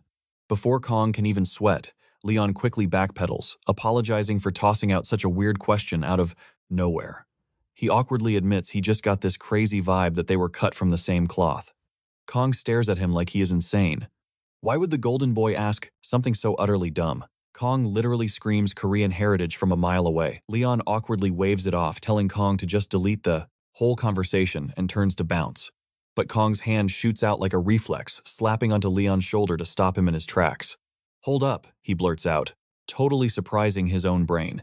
Without a single filter, he fires back. "Well, where are you from?" Leon raises a perfect protagonist eyebrow and calmly answers Germany. He smoothly brushes Kong's hand off and strolls away, leaving our guy frozen like a glitched NPC. Kong starts mentally screaming. Why on earth did he feel the desperate need to ask that? Wait, could Leon be a fellow isekai transmigrator too? The theory is completely unhinged, but Kong's paranoia goes into overdrive. Honestly, if a gamer hijacked a body, stealing the main character makes way more sense than possessing a trash tier extra like him. He squints at his trusty blade, remembering how his brain gets an IQ buff whenever his skill triggers. Sweating bullets, he locks his focus on the very existence of Leon in this timeline. Suddenly, that creepy familiar system voice whispers in his ear, confirming his worst fear. This Leon is the exact same golden boy from the original game lore. But this massive truth bomb instantly hits Kong with a brain-shattering migraine. Not even his trusty pain suppression blessing can tank this damage. Even with his head throbbing, Leon's weird comment about them being alike echoes in his skull. Desperate for spoilers, Kong frantically Googles Leon's wiki page but finds absolutely nothing. He internally screams, cursing his past gamer self for skipping all the lore about the male characters. Back in his gaming days, trying to calm his racing heart, Kong copes hard. Relax, it was just one weird chat. Nothing terrible is going to happen. Yet the heavy dread refuses to leave, piling up massive plot holes in his mind. If this crazy crossover glitch happens again, Kong vows to interrogate the system media. But looking at the bright side, he realizes he is weirdly chill in situations that would usually make him cry. Definitely a hidden perk from his cheat abilities. Slapping open his status screen, his jaw drops. His character assimilation rate just spiked from 2.5 straight to 6.8%. His mental armor and weapon mastery stats are completely frozen, and although his muscle power got a tiny buff, from all that gym torture, Kong is super confident his weapon stat will skyrocket once he finally loots the legendary Murim blade. But seriously, what the heck is this shady assimilation stat doing? The only crazy stuff he did lately was trading blows with Nox and Chloe. Is beating up important characters the secret trigger? Sadly, there is zero customer support to ask. Out of nowhere, a shiny pop-up window chimes in, announcing he hoarded enough cheat blessings to unlock a system patch. He stares in awe as his lifesaver pain. Suppression skill levels up from 30 directly to 40 seconds. Finally, his miserable grinding is paying dividends. The remaining hours just melt away as Kong spams physical training, snoozes through meetings, violently spars with Chloe, and plays extreme dodgeball to avoid Rachel, who is practically superglued to his hip. With exactly 24 hours left on the clock, Kong enters absolute goblin mode, swinging his blade so fast he literally slices his own flying sweat drops. His Resa's edge alignment is god tier, and he is totally pumped for this death exam. Dawn breaks and a terrifying massive subspace portal aggressively hums right in front of them. Kong stood there flexing an aura way scarier than the training gate itself. Suddenly, a familiar voice hollered, and he turned toward his fully kitted squad. Rachel brought a ridiculously huge halberd, though honestly, her giant weapon wasn't even the most terrifying thing about her. She roasted him for being late, while Leon played commander, and the grumpy guy named Speedweapon stayed, dead silent as always. Chloe happily bounced over to greet Kong as he took the rear guard position. Walking together, Kong was totally blown away by their gear. Rachel flexed an S-rank halberd named Vermilion Phoenix. Sure, Leon lacked his legendary sword yet, but Speedweapon rocked a bizarre tube on his chest. When Kong stared at the weird contraption, Speedweapon barked. "What are you staring at?" Punk Chloe whispered it was actually a $1 million S-rank healing artifact. Kong admitted that was pretty awesome, but the grumpy dude just hissed at him to back off. Suddenly, the loudspeaker declared the exam started. The professor grabbed the mic. "You kids look tough, but remember you are students, not Avengers. Do not do anything stupid for extra credit. Quit if you are bleeding."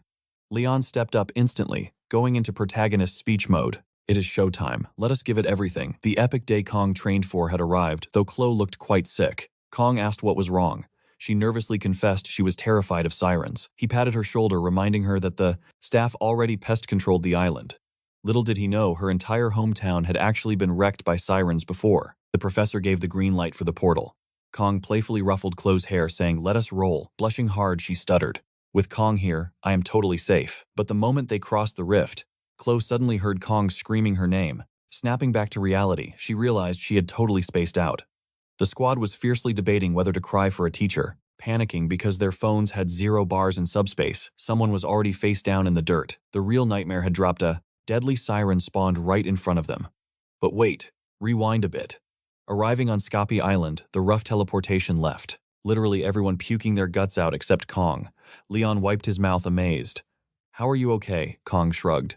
"Strong stomach, buddy." Before they could even pop a mint, a tiny merman appeared. Kong felt so dumb for sweating over this little guy. This boss fight looked like a joke, but Leon ruined the mood. These are just weaklings. They get way bigger near the the middle of the island. Right now, they had to find Chloe, who wandered off. Trekking the spooky woods, Leon warned, for them to keep their eyes peeled. Suddenly, a red blur dropped from the canopy. Chloe stuck a superhero landing right in front of them. Leon immediately scolded her. "Why are you swinging around like Tarzan?" Chloe rubbed her head, admitting she played stealth mode. She then pointed out a cave 500 meters away. The squad marched up to the creepy pitch-black entrance. Inside, dozens of glowing red eyes stared back from the shadows.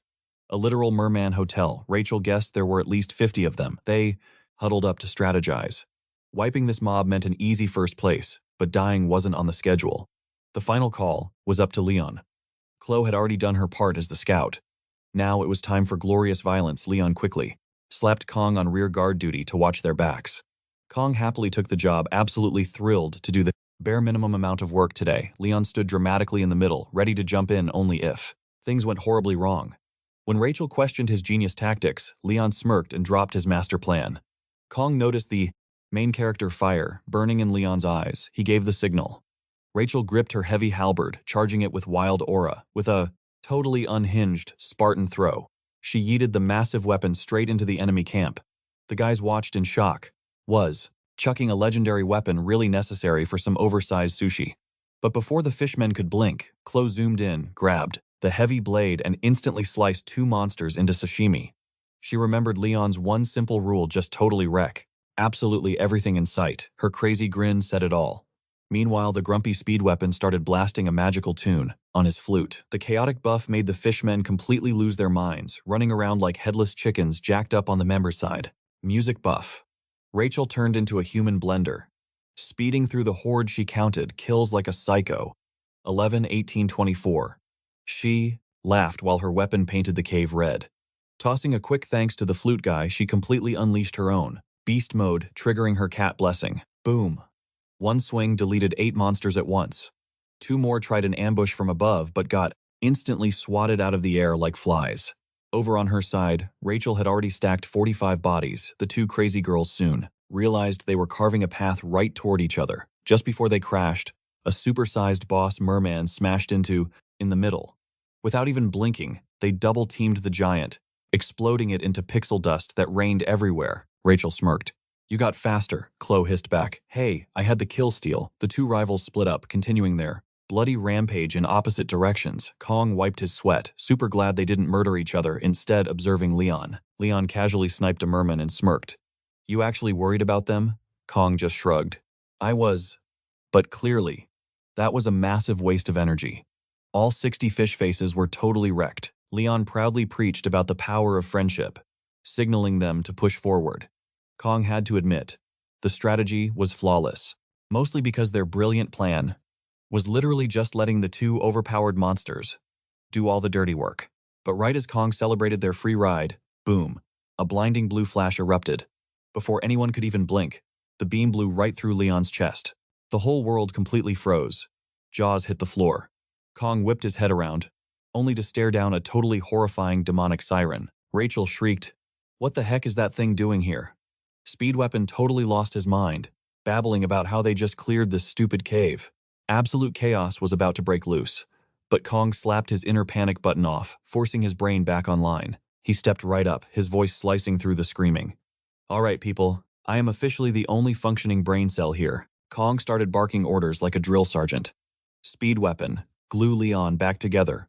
Chloe, run for your life and grab the teachers. Chloe froze up, but Kong hit her with the cold, hard facts. Dragging a half-dead Leon is a terrible idea, so start sprinting before we all get smoked. Realizing he was completely right, she gave a frantic nod and bolted down the tunnel like her pants were on fire. Rachel glared at him, demanding his grand master plan. Kong just pointed at the trash mobs. You guys handle the annoying little fry.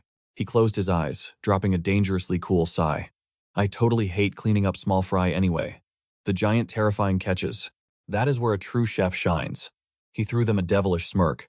Demons cheat by using magic. Basically a superpowered human blessing. Leon just got one shot by a basic attack. That is exactly how ridiculously unfair opseling this demon strength really is. Even with the literal sword god's blessing in his pocket, Kong was absolutely sweating bullets about winning this. Seriously, in the original game, beating a magic-spamming demon required an entire perfectly leveled raid party. Now he was staring down a raid boss completely alone. Soloing this giant fish was basically suicide, but with backup still 10 minutes away. He had exactly 40 seconds to fillet this oversized sushi roll. Without hesitation, he pulled out his dual sashimi knives. Ditching the boring single sword, he went full dual-wielding chef mode. A system prompt dinged, nerves stabilized, mental armor equipped. And the absolute best part? His divine blessing was finally scaling to his level. The sword god's power exploded out of him. Honestly, Kong looked way more terrifying than the actual demon right now. He licked his lips. Man, it has been ages since I made proper sashimi. While the crazy chef prepared to cook, Rachel was completely dominating the trash mobs. She was treating mermen like shish kebabs. A sneaky, slimy creep tried to flank her, but she parried it perfectly and absolutely pulverized a whole group with one massive swing. But even a total powerhouse gets tired. The fish goons just kept endlessly respawning. Meanwhile, the poor healer. Speed weapon was totally tapped out, keeping Leon breathing. Leon's massive chest hole was slowly stitching together, but help was off the table. Watching Kong square up against a raid boss, Speed weapon remembered their insane duel. Is this guy a hidden genius? Or just totally nuts? The demonic mermaid started charging her ultimate attack. Kong just stood there, knives ready. The terrifying aura leaking from both of them. Had Speed weapon shaking in his boots, swoosh. The monster fired a deadly high-pressure water beam, but Kong just locked on and dashed straight ahead. He smoothly sidestepped the blast. Analyzing his dinner, he noted, long-range water magic spammer. Sure, he knew absolutely zero about magic, but at the end of the day, meat is just meat. She fired another cheap shot, but he vaulted right over it and sliced. Whoops.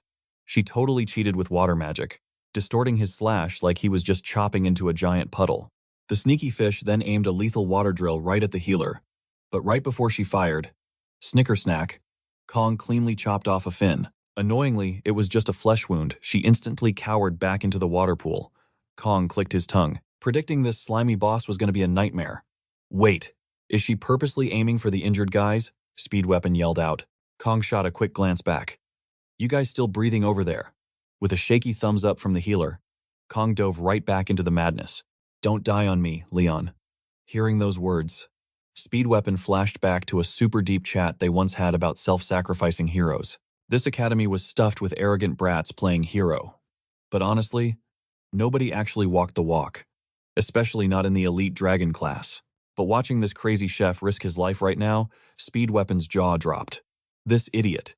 He might actually be the real deal. Even if Kong totally cringed at the hero title, suddenly, the mermaid boss summoned a glowing school of totally freaky magic piranhas. She fired them like homing missiles. Kong went into full breakdance mode, dodging and spinning through the bitey light show. Slower than the beam, he noted. The battle instantly hit boiling point. Kong did not stop swinging his blades for a single second, but then, the stupid magic fish started adapting to his footwork. They were actively tracking his dodges. The mermaid boss, being a completely toxic player, hurled a gigantic boulder right at his head. A classic pincer trap with the homing fish. But our master chef, he just perfectly sliced the rock in half. Kong blocks the strike. He dodges the attack with zero effort. As the battle heats up, our boy just keeps getting faster. He effortlessly sidesteps her homing fish.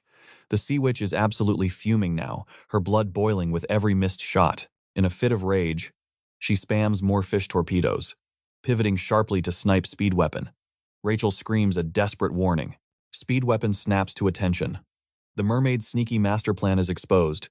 She was hunting our squishy healer this entire time. Classic gamer logic. Always take out the healer first.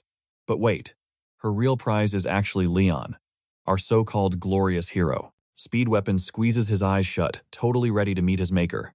But Kong, casually dodging fish, swoops in for a slash. He clips her arm. Just a paper cut, though. Kong mentally kicks himself for the sloppy hit. But the mermaid, she goes ballistic. Furious over the flesh wound, she pumps pure rage into her arm and smashes it into the earth. Talk about a temper tantrum. Boom. A devastating death beam obliterates the cave wall. Meanwhile, those pesky homing fish just crash right into her. Total chaos. They blow up right in her face. Meanwhile, outside the cave, a blue-haired student and his suspiciously attractive instructor spot the fireworks.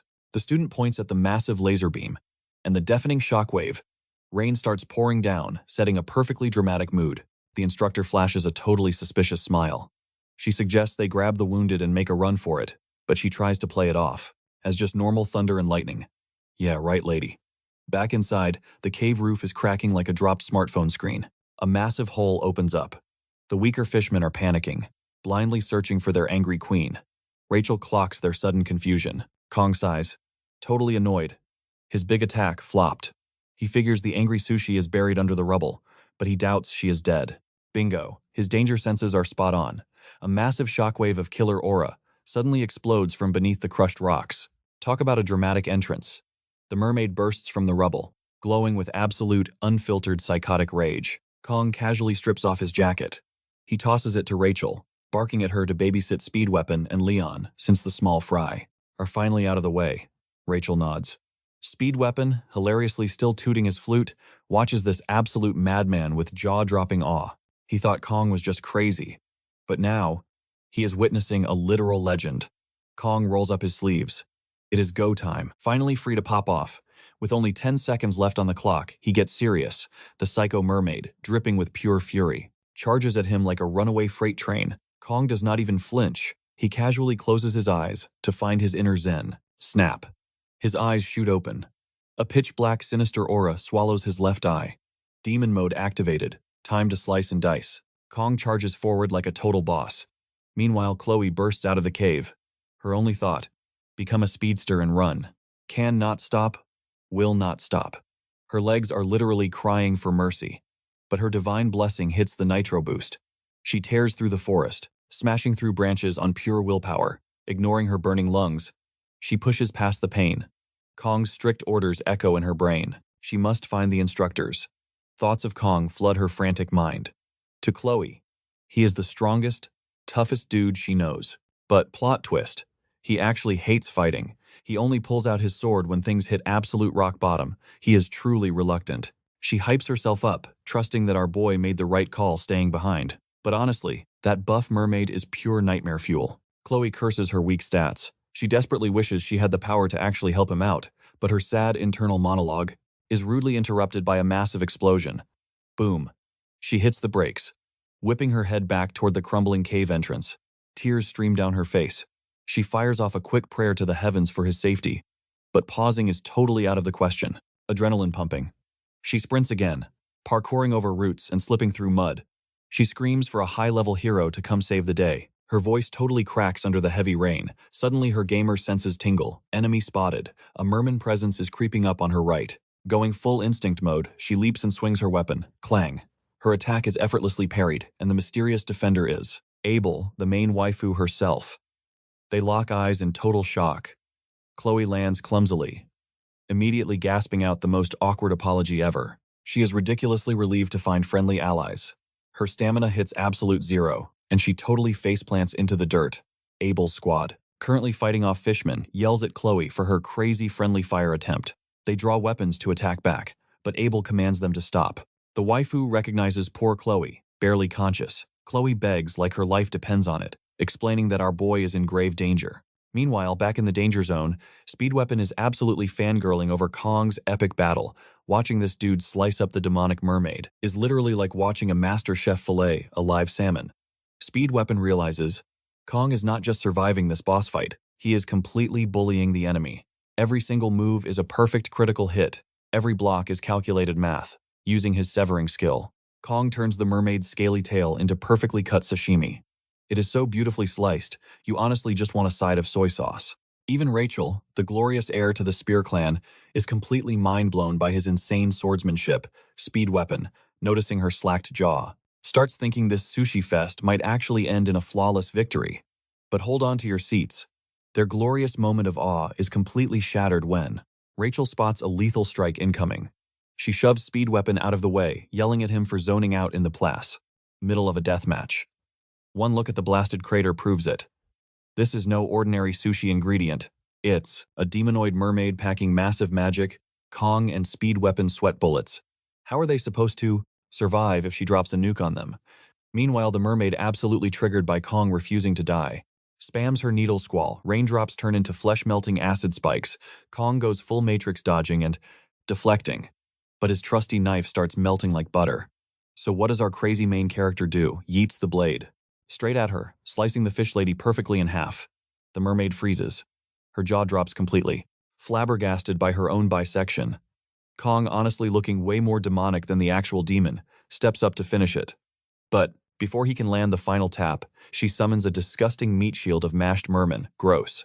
Kong's lethal slash hits the writhing zombie pile instead. He just stares, absolutely unamused, while the half-dead mermaid screeches in agony. Going totally off the deep end, she rips out her own demonic core and eats it. Talk about extreme recycling. The core instantly supercharges her swelling, her neck like a giant glowing frog. Aiming that radioactive throat right at Kong, she charges up. An ultimate laser beam. A classic boss phase desperation move. Speed weapon screams in sheer panic, begging Kong to dodge. But nope. Kong just stands there, taking the massive beam straight to the face. Suddenly, we are inside Kong's mindscape. He is standing in an endless ocean, looking totally confused. He touches the water. The sky above is a sinister demonic red. And then, right on cue, the system starts talking. But Kong literally tells the almighty system to shut up. I already talking. No. Boom, back to reality. Kong didn't dodge the beam because he didn't need to. Spinning his knife, he caught it in a badass reverse grip. Staring death in the face, Kong had casually sliced right through her magic beam. That is his overpowered blessing. Tangible or intangible if Kong swings. It gets cut to pieces. The rain washes over the battlefield. Kong just looms over the rend, erect body of the demonic fish. Blood dripping from his blade. The mermaid looks like a crumpled, wet tissue. Honestly, Kong looks like the real villain right now. Cold, terrifying, and dripping with menace. Suddenly, a weird bubbling sound comes from her corpse. Rachel and Wet Pen panic. Is it really dead? Wet Pen stammers. Kong does not do half measures. He casually chops her head off and punts it into a crater like a soccer ball. Goal Wet Pen is absolutely losing his mind. He actually soloed a demonoid, a freshman. Just as they start to celebrate this insane flex, reality catches up. Blood erupts from Kong's wounds. The invincible edgy boy drops his knife and hits the plot. Rachel. Rachel instantly catches him crying for a medic. Meanwhile, Wet Pen spots creepy shadows at the luff cave entrance. He grips his weapon ready to die fighting. But plot twist. Instead of more fish monsters, it is Abel's squad carrying a knocked-out Chloe. Wet Pen sighs so hard his soul almost leaves his body. Took you guys long enough. Abel's lackeys completely freak out at the sight of the slaughtered mermaid and the cratered earth. Rachel is still sobbing over Kong. Why the heck was a boss monster? In the tutorial zone, Abel demands. The students are utterly shook. Then Abel spots Rachel, hugging Kong so tightly. Cue the aggressive tsundere glare. Jealousy is practically radiating off her. Abel assesses the carnage. Kong's team is half dead, but the sheer scale of the destruction is mind-blowing. How did a random freshman pull this off? She grumbles internally. When she asks for the logs, Wet Pen spits straight facts. The Academy's scouting team is absolute garbage. He roasts them. Abel glares. Use your words properly. Wet Pen just shrugs. Believe it or not, that psycho demonoid popped out, and Kong literally solo carried the raid. Abel's brain. Short circuits. A newbie one-shotting a demon, that is illegal, she mutters, staring at the chopped-up proof. The legendary hero descendant suddenly feels like a total NPC next to him. The power gap is just humiliating. Swallowing her pride and a whole lot of dread, Abel snaps at her healers. Stop gawking and cast some heals. The guy is literally bleeding out, Pen mutters under his breath. Meanwhile, Rachel is practically swooning over Kong. He fought a demonoid alone. At our age, it is completely insane. Abel watches them in annoyed disbelief. Before her jealousy can peak, Penn suddenly breaks the silence. "You called the academy right." Abel nods. Penn looks nervously over his shoulder. "Whatever you do, keep your mouth shut. Something smells incredibly fishy here." Abel raises an eyebrow. "Think about it. If the instructors thoroughly cleared this island, how did a massive demonoid sneak into a beginner's cave? The math ain't mathing." Abel freezes, slowly turning toward her unconscious friend. Dark suspicion fills the room. Leon adjusts his glasses, dropping a massive truth bomb. "You think we have a mole, don't you? A demon faction spy hiding among the teachers." Penn waves his hands frantically. "Whoa, I didn't say all that." But still, the awkward silence is deafening. Abel's terrifying glare says it all. She is ready to suspect everyone and their grandmother. A traitor is definitely pulling the strings. Plus, any wandering student could have stumbled into that monster's den. Without our overpowered main character Kong, Leon's entire squad would be monster snacks right now. But seriously, who orchestrated this mess? For 700 long years of an uneasy truce, demons never dared to lay a finger on the Academy's precious students. Hitting the Wen Academy is a massive taboo. It is literally an open invitation for an all-out apocalyptic war. The terrifying reality hits Abel like a truck. Are we about to start World War III? Penn sees her soul leaving her body. He quickly snaps his fingers. "Hey, don't panic yet. We are writing conspiracy theories without proof. Being paranoid is great, but let's not accuse the lunch lady of being a demon just yet." Leon nods in serious agreement with this surprisingly logical take. Exactly. If the bad guys find out our boy Kong soloed their pet monster, he will instantly become enemy number one. A giant target on his back, Penn groans in frustration. But man, hiding his epic achievement feels like a total scam. He literally saved our lives. Abel's eyes suddenly light up with a genius loophole. "Let's just snitch to my grandpa, the Sword Emperor. He ignores Academy rules anyway, so our secret is safe." Fast forward to a beautifully cliché sunny morning at the hospital. A dramatic breeze flutters the curtains. Kong shoots up in bed, staring blankly at his unbitten hands. "Holy crap, I am not dead." His brain immediately replays the boss fight. That crazy mermaid chucked a magical nuke right at my face. Dodging was impossible, but his gamer senses were tingling. In a gloriously cinematic flashback, Kong remembers the exact moment. His trusty sashimi knife sliced the magic nuke clean in half. It felt like snipping a glowing string of absolute destiny. Pop. The deadly spell fizzled into harmless sparkles. The tactile feedback was absolutely out of this world. Like slicing through warm butter, Kong scratches his head in total confusion. Activating the sword, God's blessing did something crazy to me. It unlocked a whole new level of overpowered. Naturally, he summons the holy grail of all system prompts, the status window. Ding, mental fortitude +1. No wonder he didn't wet his pants while fighting that terrifying fish lady. Thank you, system stats. Even better, his assimilation rate jumped to 7.2%. A new mystery condition cleared.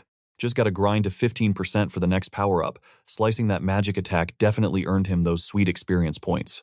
Suddenly, a terrifyingly beautiful presence kicks the door open. It is Principal Media, and she is coming in hot. She dive bombs straight into his hospital bed.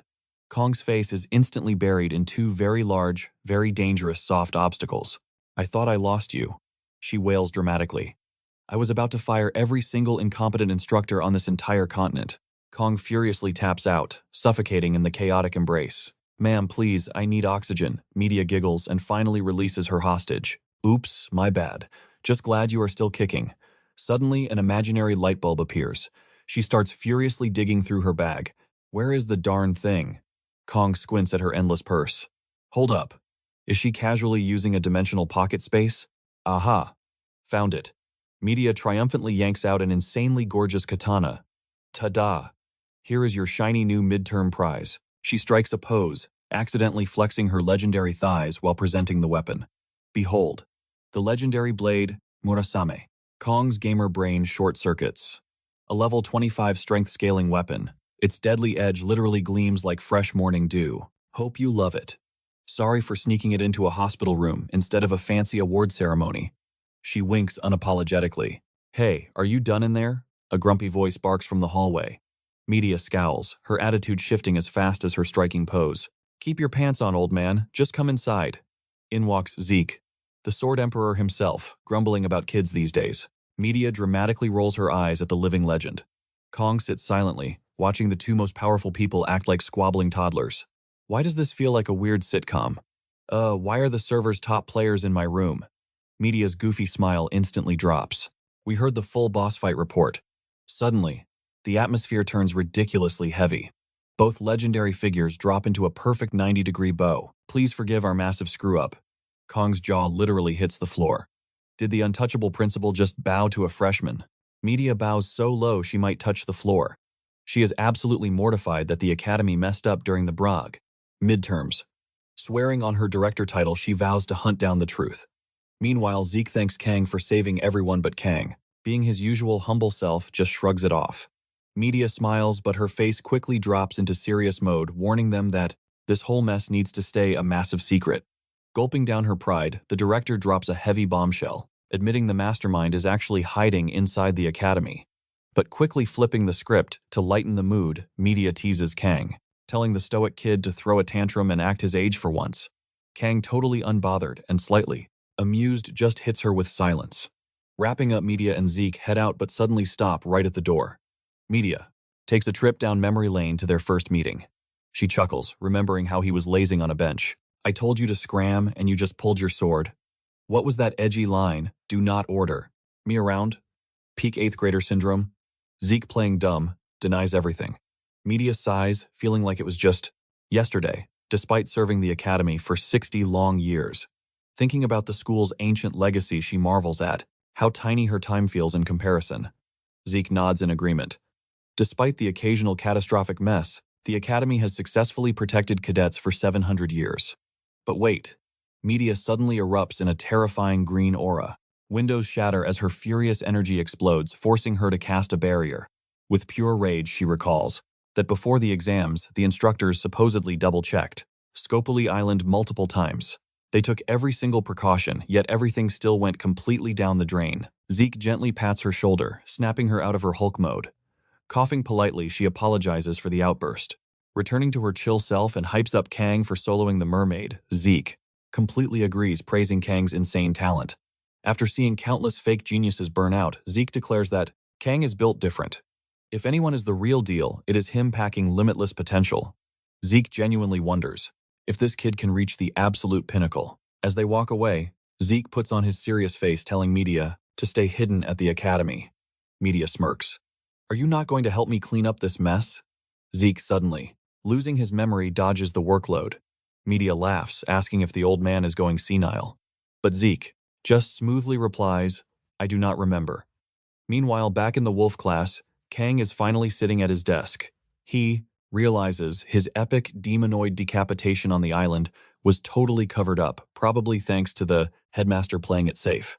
Looking around, he sweat drops, wondering if his classmates are acting so carefree just because he hard carried them against the mermaid.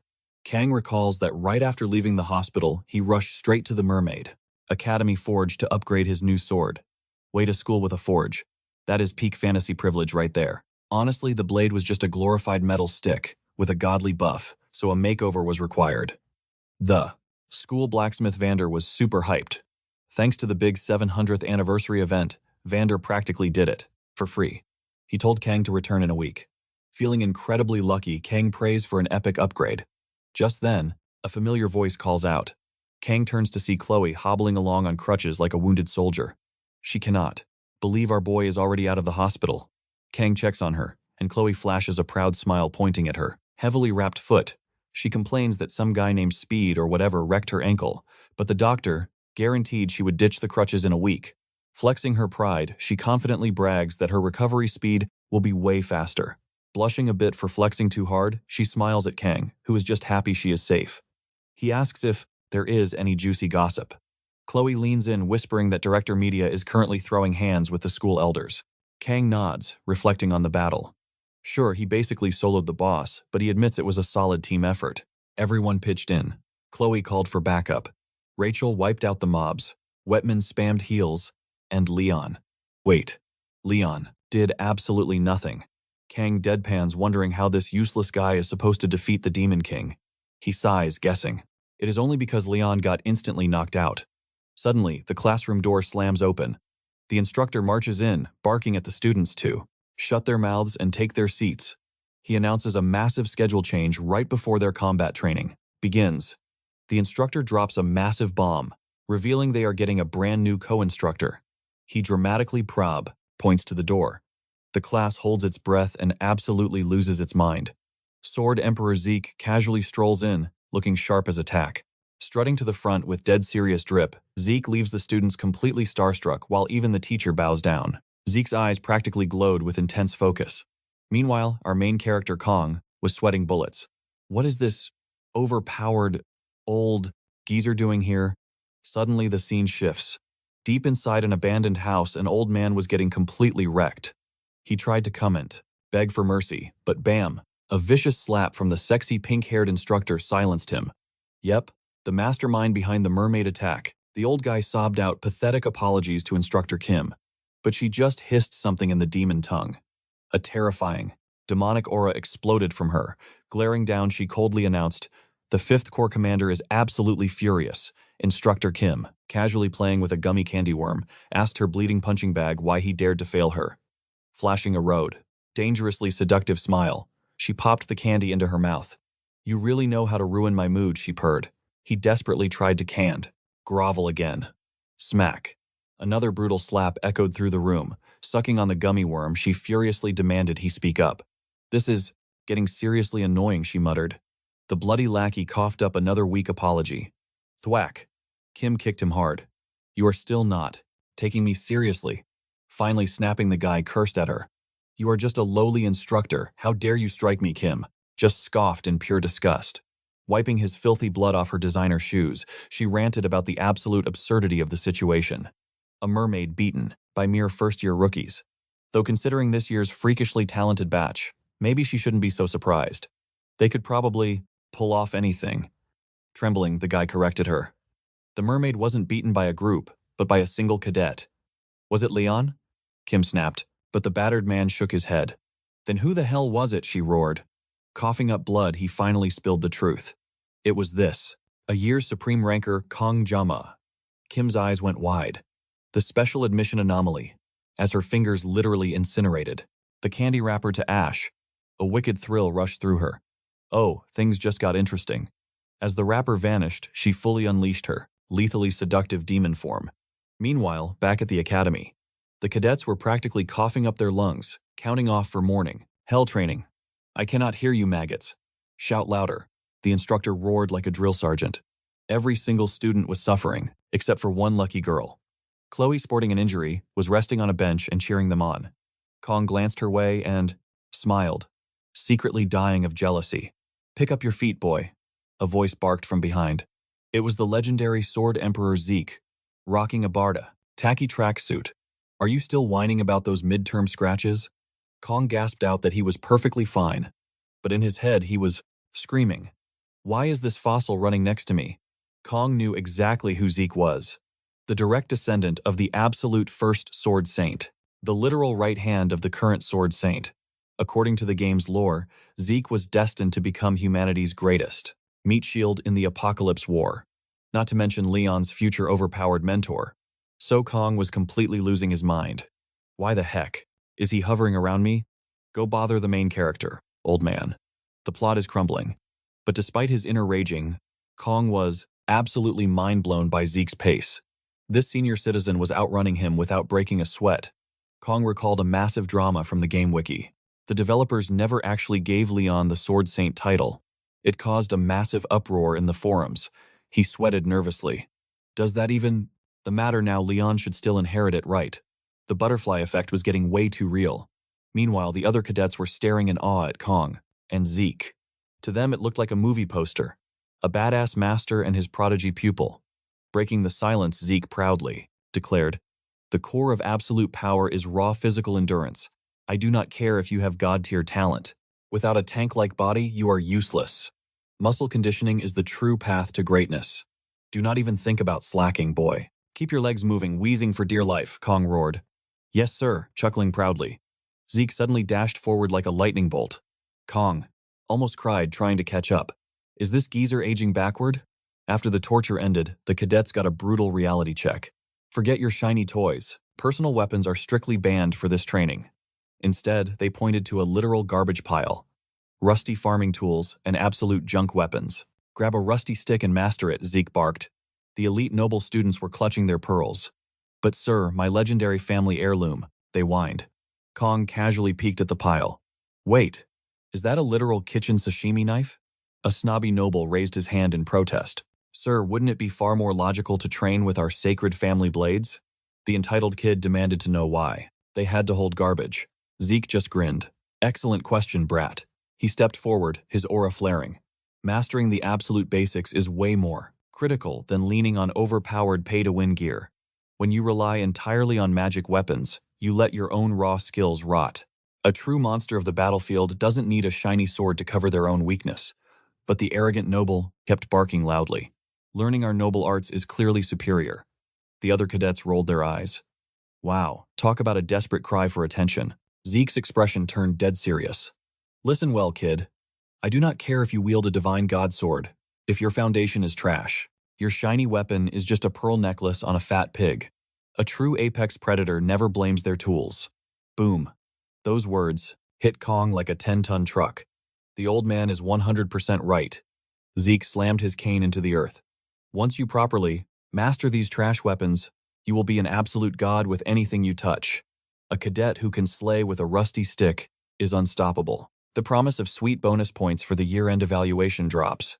Instantly, the students' eyes glow with absolute greed. They stampede to snatch their weapons. Kong chuckles internally. Zeke is an absolute master at pulling people's strings. Everyone is fired up. Kong used to think Zeke was just a pathetic media punching bag, but this fierce aura hits different. Out of the corner of his eye, Kong spots the legendary sashimi knife, predictable but perfect. He snatches it. Suddenly, Zeke's piercing gaze locks dead onto him. Kong's spider sense tingles. Danger. Zeke barks that today is just practice. But then, he drops the real bombshell. A one-on-one death match. Well, sparring session. Panic instantly spreads among the newbies. A code. Without the safety of subspace, they could actually get wrecked. Zeke smirks. You enrolled to become glorious warriors, right? Time to prove you're worthy of your bloodline. A true warrior doesn't level up safely. They evolve through the thrill of battle. The crushing fear of defeat builds character, but swinging blindly might send your classmate to the afterlife. So, before the bloodbath, Zeke announces a live demonstration. The hype is incredibly real. The students are practically foaming at the mouth for those viral moves. Seeing his internet skills up close is rare. The frantic teaching assistant screams for silence, practically bursting a blood vessel. No talking during the death-defying demonstration. The poor guy is shaking like a leaf, convinced he's the chosen sacrifice. Facing the Sword Emperor, he's already mentally drafting a tearful apology to his dear mother. Just as his soul prepares to exit, Zeke waves the pathetic guy away. His booming voice shatters the silence. Kong. The crowd parts like the Red Sea. The legendary master stands like an immovable mountain.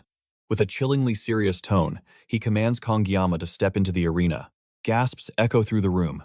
The extras whisper frantically about the razor-sharp glint of Zeke's blade, paralyzed by his pressure. The hype train derails. They are about to witness divine martial arts from the absolute peak. The Sword Emperor in the flesh. But wait. Who on earth is this nobody named Gyama? The collective confusion is hilarious. Being handpicked by a legend makes him public enemy number one. Kong hears the peanut gallery buzzing, but his focus remains razor-sharp. Zeke stares a hole right through him. Are your shattered bones finally glued back together? Kong hesitates for a second, then nods. I am good to go. Zeke smirks, faintly shifts into a terrifying combat stance, and orders Kong to draw his weapon. The air between them crackles with electricity. A massive sweat drop forms on Kong's forehead. Is this guy seriously just sparring? It feels more like an execution. Sure, his health bar is fully restored after a long nap. But look at the final boss, the freaking Sword Emperor himself. If their blades collide today, this definitely isn't ending with a simple handshake and a trophy. Best case scenario, he loses a hand. Worst case, his head goes flying. Kong desperately questions his life choices. Is some twisted divine force setting him up? His gamer instincts scream to attack, but the sheer pressure is suffocating. This isn't an average tutorial boss. The power gap is like an ant staring down a speeding dump truck. He is hopelessly outmatched. Doing the math on his survival odds, Kong sighs. Master put the scary sword away. The crowd erupts. Laughter echoes through the hall. What a total wimp. I knew he would chicken out. They mock him, but Kong's face remains deadpan. Haters gonna hate.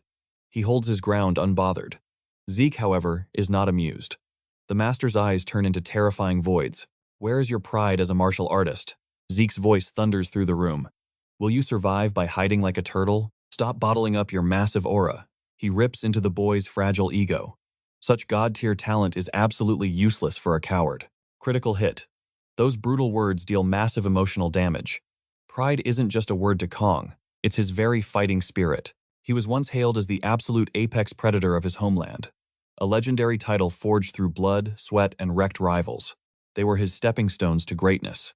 Suddenly, it clicks. This boomer isn't just roasting him.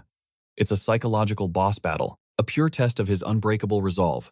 Even the trembling assistant and Chloe drop their jaws at this aggro. Kong's gears spin wildly. If he takes this obvious bait, he might end up eating out of a straw forever. It's an absolute trap. But alas, the manic battle freak inside him refuses to stay quiet. His blood boils with thirst for combat. The assistant panics. He dives in to stop the massacre, but Zeke teleports instantly, totally shutting his path down. The kid's mind is set, Zeke smirks. Stepping into the death zone, Kong flourishes his ridiculous sashimi blade. Let's dance. Boom. The blessing of the sword god forcefully activates. A faint glittering divine aura wraps his body. The ultimate showdown is underway. The reincarnated sword god versus the mighty sword emperor. Zeke analyzes every twitch of Kong's muscles, hit by a massive nostalgic flashback. A blast from the past, a mysterious one-armed rogue knight who totally styled on him back in the day, leaving a mental scar. That same terrifying rush of pure adrenaline is flooding back. His eyes widen with unadulterated excitement, snapping back to reality. Zeke blasts forward without warning. He unleashes a devastating sonic slash, but Kong's gamer reflexes kick in, slipping past the blade. Zeke tries a sneaky counter mid-swing, predicting the kid's movement perfectly.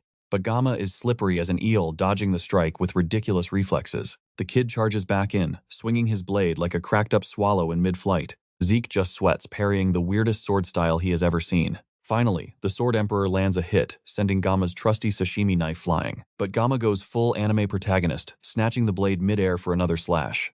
Zeke blocks it, but actually gets pushed back. The kid's strength is seriously no joke now. Bruised ego alert. Zeke decides playtime is over, summoning a massive, flashy blue aura. Meanwhile, the peanut gallery of students just stare blinking like confused owls. They literally have no clue what is happening. The fighters are just standing perfectly still. Did their Wi-Fi disconnect? Or what one student whispers, totally baffled by the staring contest. Another complains, wondering why the big bad emperor is not just mopping the floor with Gamma. The gossiping spreads like wildfire. Everyone just wants to see Zeke absolutely crush the rookie. But while the clueless extras keep waiting for a beatdown, the instructor sweats nervously. He is dead silent, but his wide eyes scream that he knows exactly what is going on. Yep, the instructor figured it out. These two monsters are not fighting in the real world. They are throwing hands in the ultra-dangerous mental realm, Bluetooth fighting at its finest. Zeke had warned him there would be no actual sword clashing today. Only absolute giga-chads of the sword can even enter this invisible arena. Inside this mindscape, Zeke drops his smug attitude, totally mind-blown by the kid's ridiculous growth. Gamma's skills have skyrocketed way past normal levels. Zeke realizes he has to end this fast. Boom, Zeke unleashes a brilliant blue aura that morphs into a giant, terrifying demon shape. The pressure is so insanely heavy that Gamma looks like he is carrying a literal mountain. This aura is so overpowered it actually leaks out of their imaginary Bluetooth fight. The clueless students in the real world suddenly feel like they cannot breathe, completely terrified. Suddenly crack. The mental realm shatters like cheap glass, dumping them back into reality. The fighters are face to face. The instructor instantly loses his cool, panicking hard. Things are going off the rails. The poor instructor desperately tries to jump in and stop them. Too late, Zeke and Gamma blast forward like absolute lunatics, ready to smash their swords together. The air literally sizzles. But just before they turn the classroom into dust, a terrifying energy nukes the fight. Enter Media Poison, and she is furiously shaking the ground. Her veins are popping, and her glasses literally fly off her face from pure, unadulterated rage. "Have you completely lost your marbles?" she screams at Zeke, her boss lady voice echoing everywhere. Cut to a few hours later. The Great Sword Emperor Zeke looks like a scolded puppy in Media's office. He is actually apologizing. Media is still fuming, remembering how hard she worked to get him this teaching gig. If she had not crashed the party, that reckless fight would have demolished the entire school. Zeke sighs, admitting he totally lost his chill out there and never meant to go full Godzilla. He confesses he got completely carried away, accidentally maxing out his legendary aura. Media just pinches the bridge of her nose, grumbling while trying to snap him out of his daze. Zeke mutters another, "I am sorry." Media practically drops her jaw. Wait, what? In 50 years, this proud boomer never apologized once. Now he has done it twice in one day. She demands to know why he used his ultimate aura on a literal teenager. Zeke drops the bomb. If I did not use it, I would have lost. Media freezes. The insanely arrogant Sword Emperor just admitted a student almost beat him, and the cherry on top, Gamma fully mastered the mental realm at just 17 years old. Insane. But how was this possible? Media recalled. Her brief stare down with Kang after the fight. His eyes screamed absolute murder. He leaked an aura so insanely intimidating, it totally gave this seasoned veteran the creeps. It was straight up PTSD from her youth, reminding her of the terrifying Commander Vaesen. Yet why did Kang scare her so much? Shaking off the goosebumps, Media slapped on a smug smile and asked Sei, "Did the great Emperor just take a loss?" Sei blew a gasket, defeated by a kid. No matter how cracked Kang's talent was, he was miles behind. Media just snickered. She ruthlessly roasted his raging ego. Oh, is the big bad Emperor making excuses now? She poked fun at him, basically asking if his controller was broken or his gear was bugged. Sei grumbled like a grumpy cat, secretly hiding a soft spot for his annoying old friend. After their tsundere makeup session, boom, we cut straight back to the epic clash.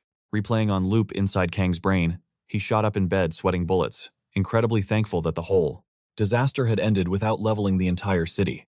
If Media hadn't crashed that party, Sei's fiery temper would have turned everything into extra crispy toast. Tossing in his sheets, Kang scratched his head. Was that insanely trippy zone actually the legendary mental realm? It felt super weird. Usually unlocking this overpowered mind space requires absolute weapon mastery and crazy specific cheat codes. Only the sweatiest martial artists with ultra-rare gear ever step foot inside. Even literal heroes get locked out. Take Leon, who grinded for 3 solid years just to get a VIP pass to this skill. This made Kang blink. Wait, how did he just casually stroll into it? Then it hit him like a brick. The knife. In his past life, he spent over 20 years swinging that thing, like an absolute madman. With every swing of its blade spirit, he leveled up. He groaned, realizing his messy past was totally crashing into his present reality. Knowing that running away was for total noobs, Kang slapped his cheeks and decided to tackle this plot armor head-on. Jumping out of bed, he grabbed his trusty knife to grind his mental realm control. Squinting in hardcore concentration, he hacked into the realm. But wait. As soon as he logged in a creepy, unknown energy, Zoom bombed his mind space. The bizarre force slammed into him like a freight train, shattering the realm and exploding his knife. What the heck just happened? Kang sat there totally brain-fried. Meanwhile, at the classic villainous roundtable, a shadowy super-secret society was having a massive meltdown. Some edgelords voted to unleash their sworn demonic buddies to go assassinate a certain headache. A wrinkly grandma rocking neon green hair chimed in, asking if Leon the Golden Boy was actually their final boss. But a dude looking like he crawled out of a dumpster laughed it off. He roasted Leon, saying the kid barely even unlocked his basic blessings. The real apocalypse. That insanely overpowered rank 1 student at the academy. Yeah, the absolute monster who styled on the twins during exams. Not to mention this kid somehow bagged Director Media's VIP protection. The council nodded in sweaty agreement. This random student was basically a walking nuke. They slapped a target on Kang's back. A freshman who accidentally lured the Emperor to school.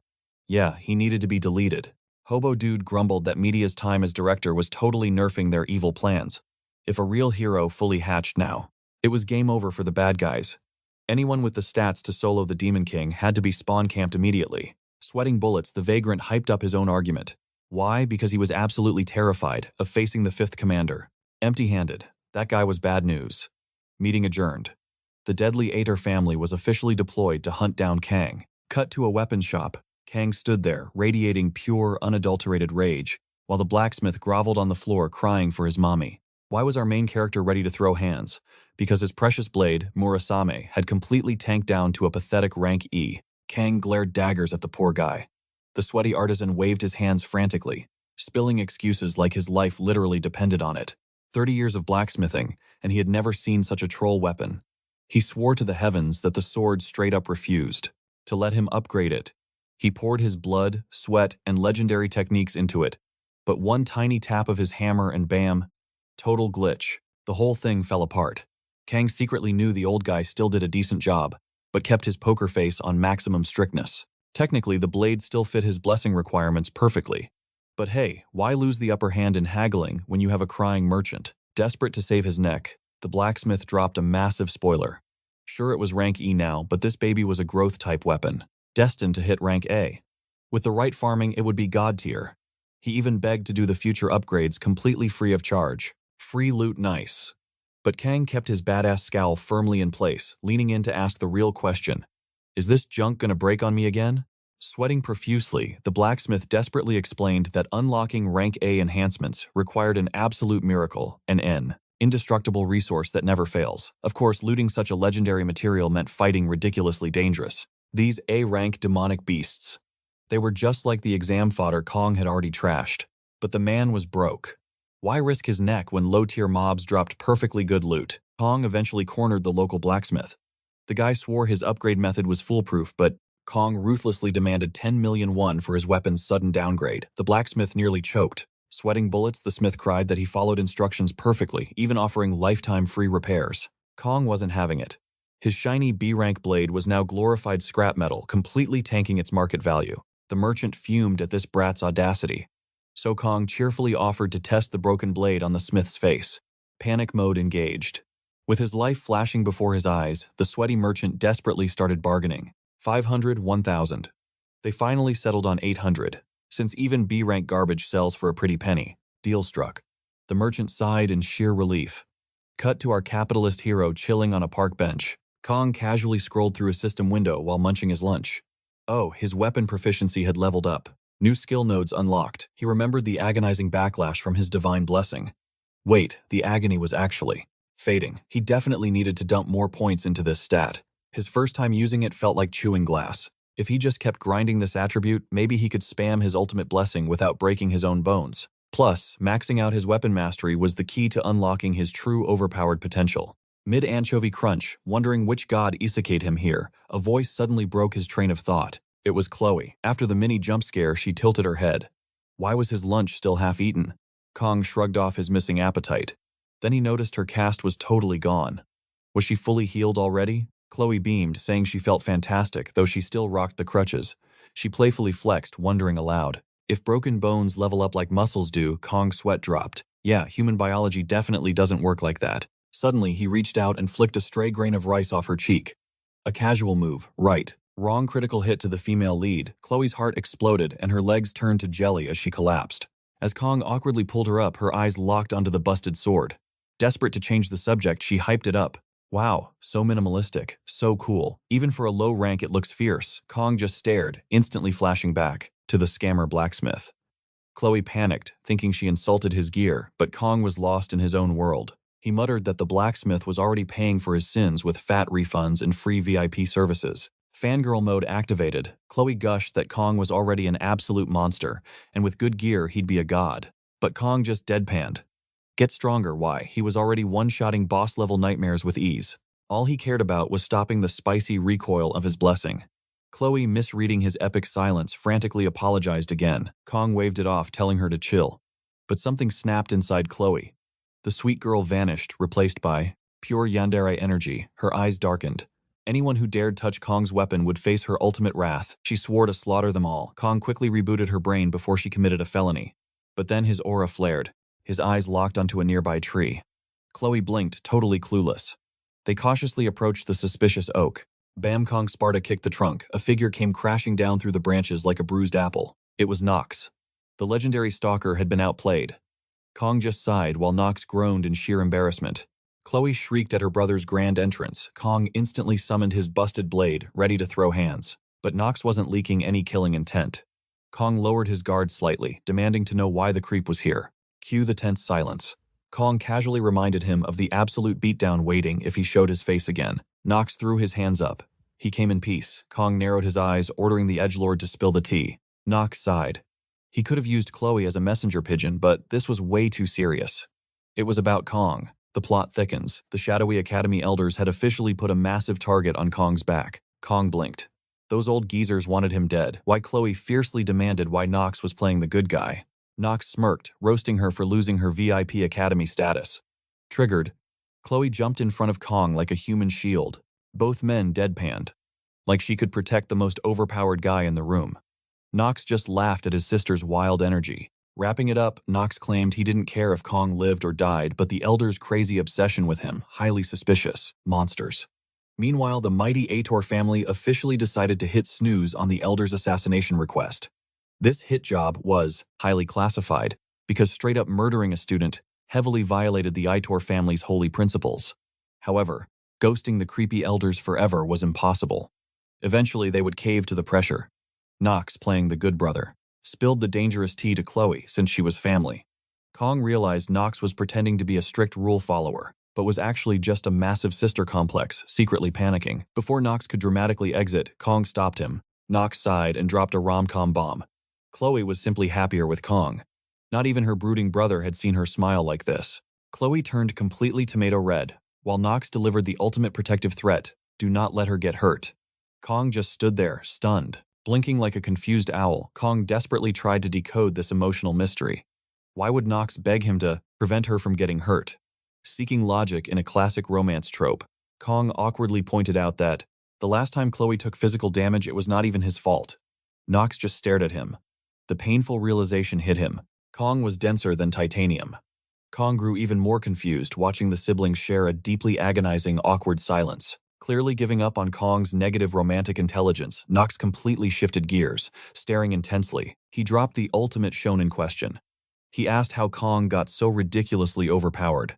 Cue the main character's existential crisis. Instead of bragging, Kong looked completely depressed. Was he even remotely strong? His brain immediately compared his stats to the absolute final boss of the world, the terrifying Emperor. To Kong, true power meant effortlessly swatting away any apocalyptic threat like a pesky mosquito, regardless of side. The situation.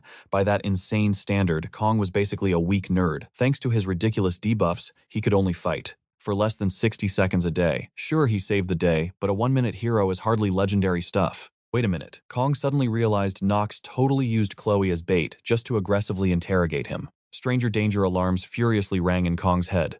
Giving out his secret stats to a rival sounded like a terrible idea. Time for a classic redirection jutsu.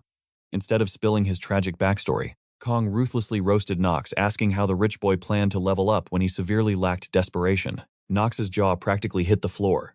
"Excuse me, Kong," casually explained that growing up as a pampered Aitor noble in a cozy magic academy was basically playing the game on easy mode. If Nox wanted real muscle, he needed to log off, touch some grass, and survive the absolute chaos of the brutal real world.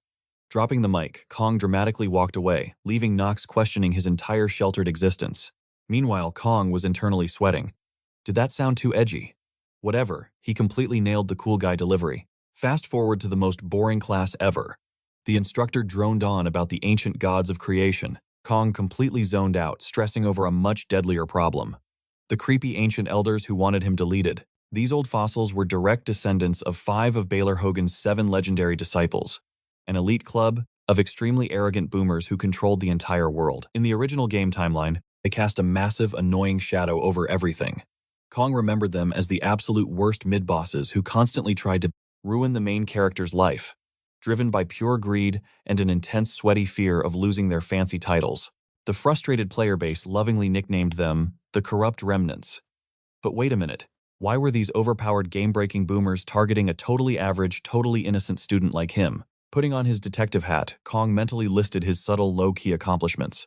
First, he accidentally annihilated the elite twins during the brutal entrance exam. Oops. Then he completely crushed Nox in the subspace arena, asserting absolute dominance.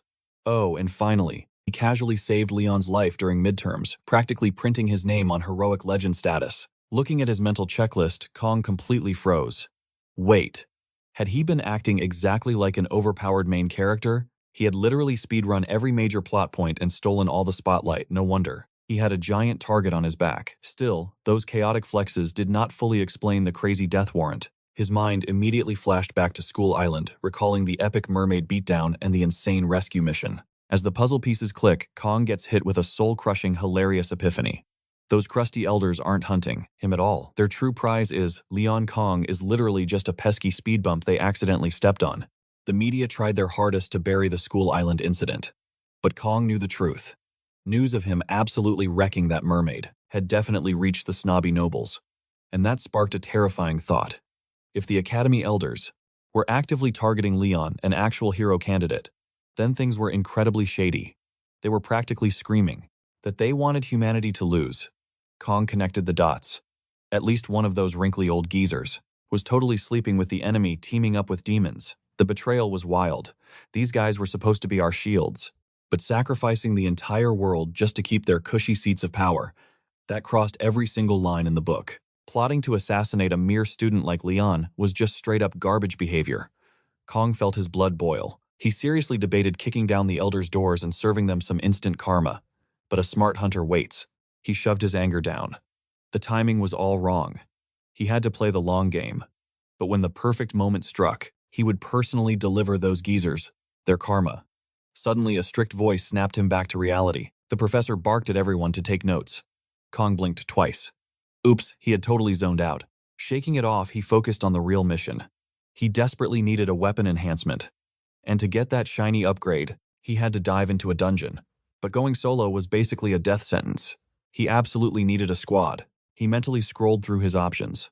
Chloe would definitely say yes in a heartbeat, but relying on insanely overpowered friends, like Rachel, felt like a cheat code. He needed a big brain strategy here, and that led to one specific guy. Speed weapon popped into his head. Perfect. Kong made up his mind to recruit him immediately. Cut to the insanely elite dragon class. Kong just walking in triggered every snob in the room. One arrogant background character marched right up. Trash like you doesn't belong here. The extra sneered, practically begging for a beatdown. Kong just stared, completely deadpan. Who is this 2-bit extra with a main character complex? Honestly, after 20 years of dealing with absolute nightmare customers in the food industry, this punk was hilariously pathetic. Kong sighed, bored out of his mind. Look, do not waste my time, he warned casually, or I will mop the floor with you. The extra instantly lost his mind. He lunged at Kong, but to Kong, the guy moved like a slow-motion turtle. He could have ended it in one tap, but suddenly, a wild speed weapon appeared. With a flawless one-punch combo, he sent the arrogant extra flying across the floor. The whole room gasped, swarming around the dramatic knockout. Kong did not even flinch. He just stood there looking cool, and locked eyes with speed weapon.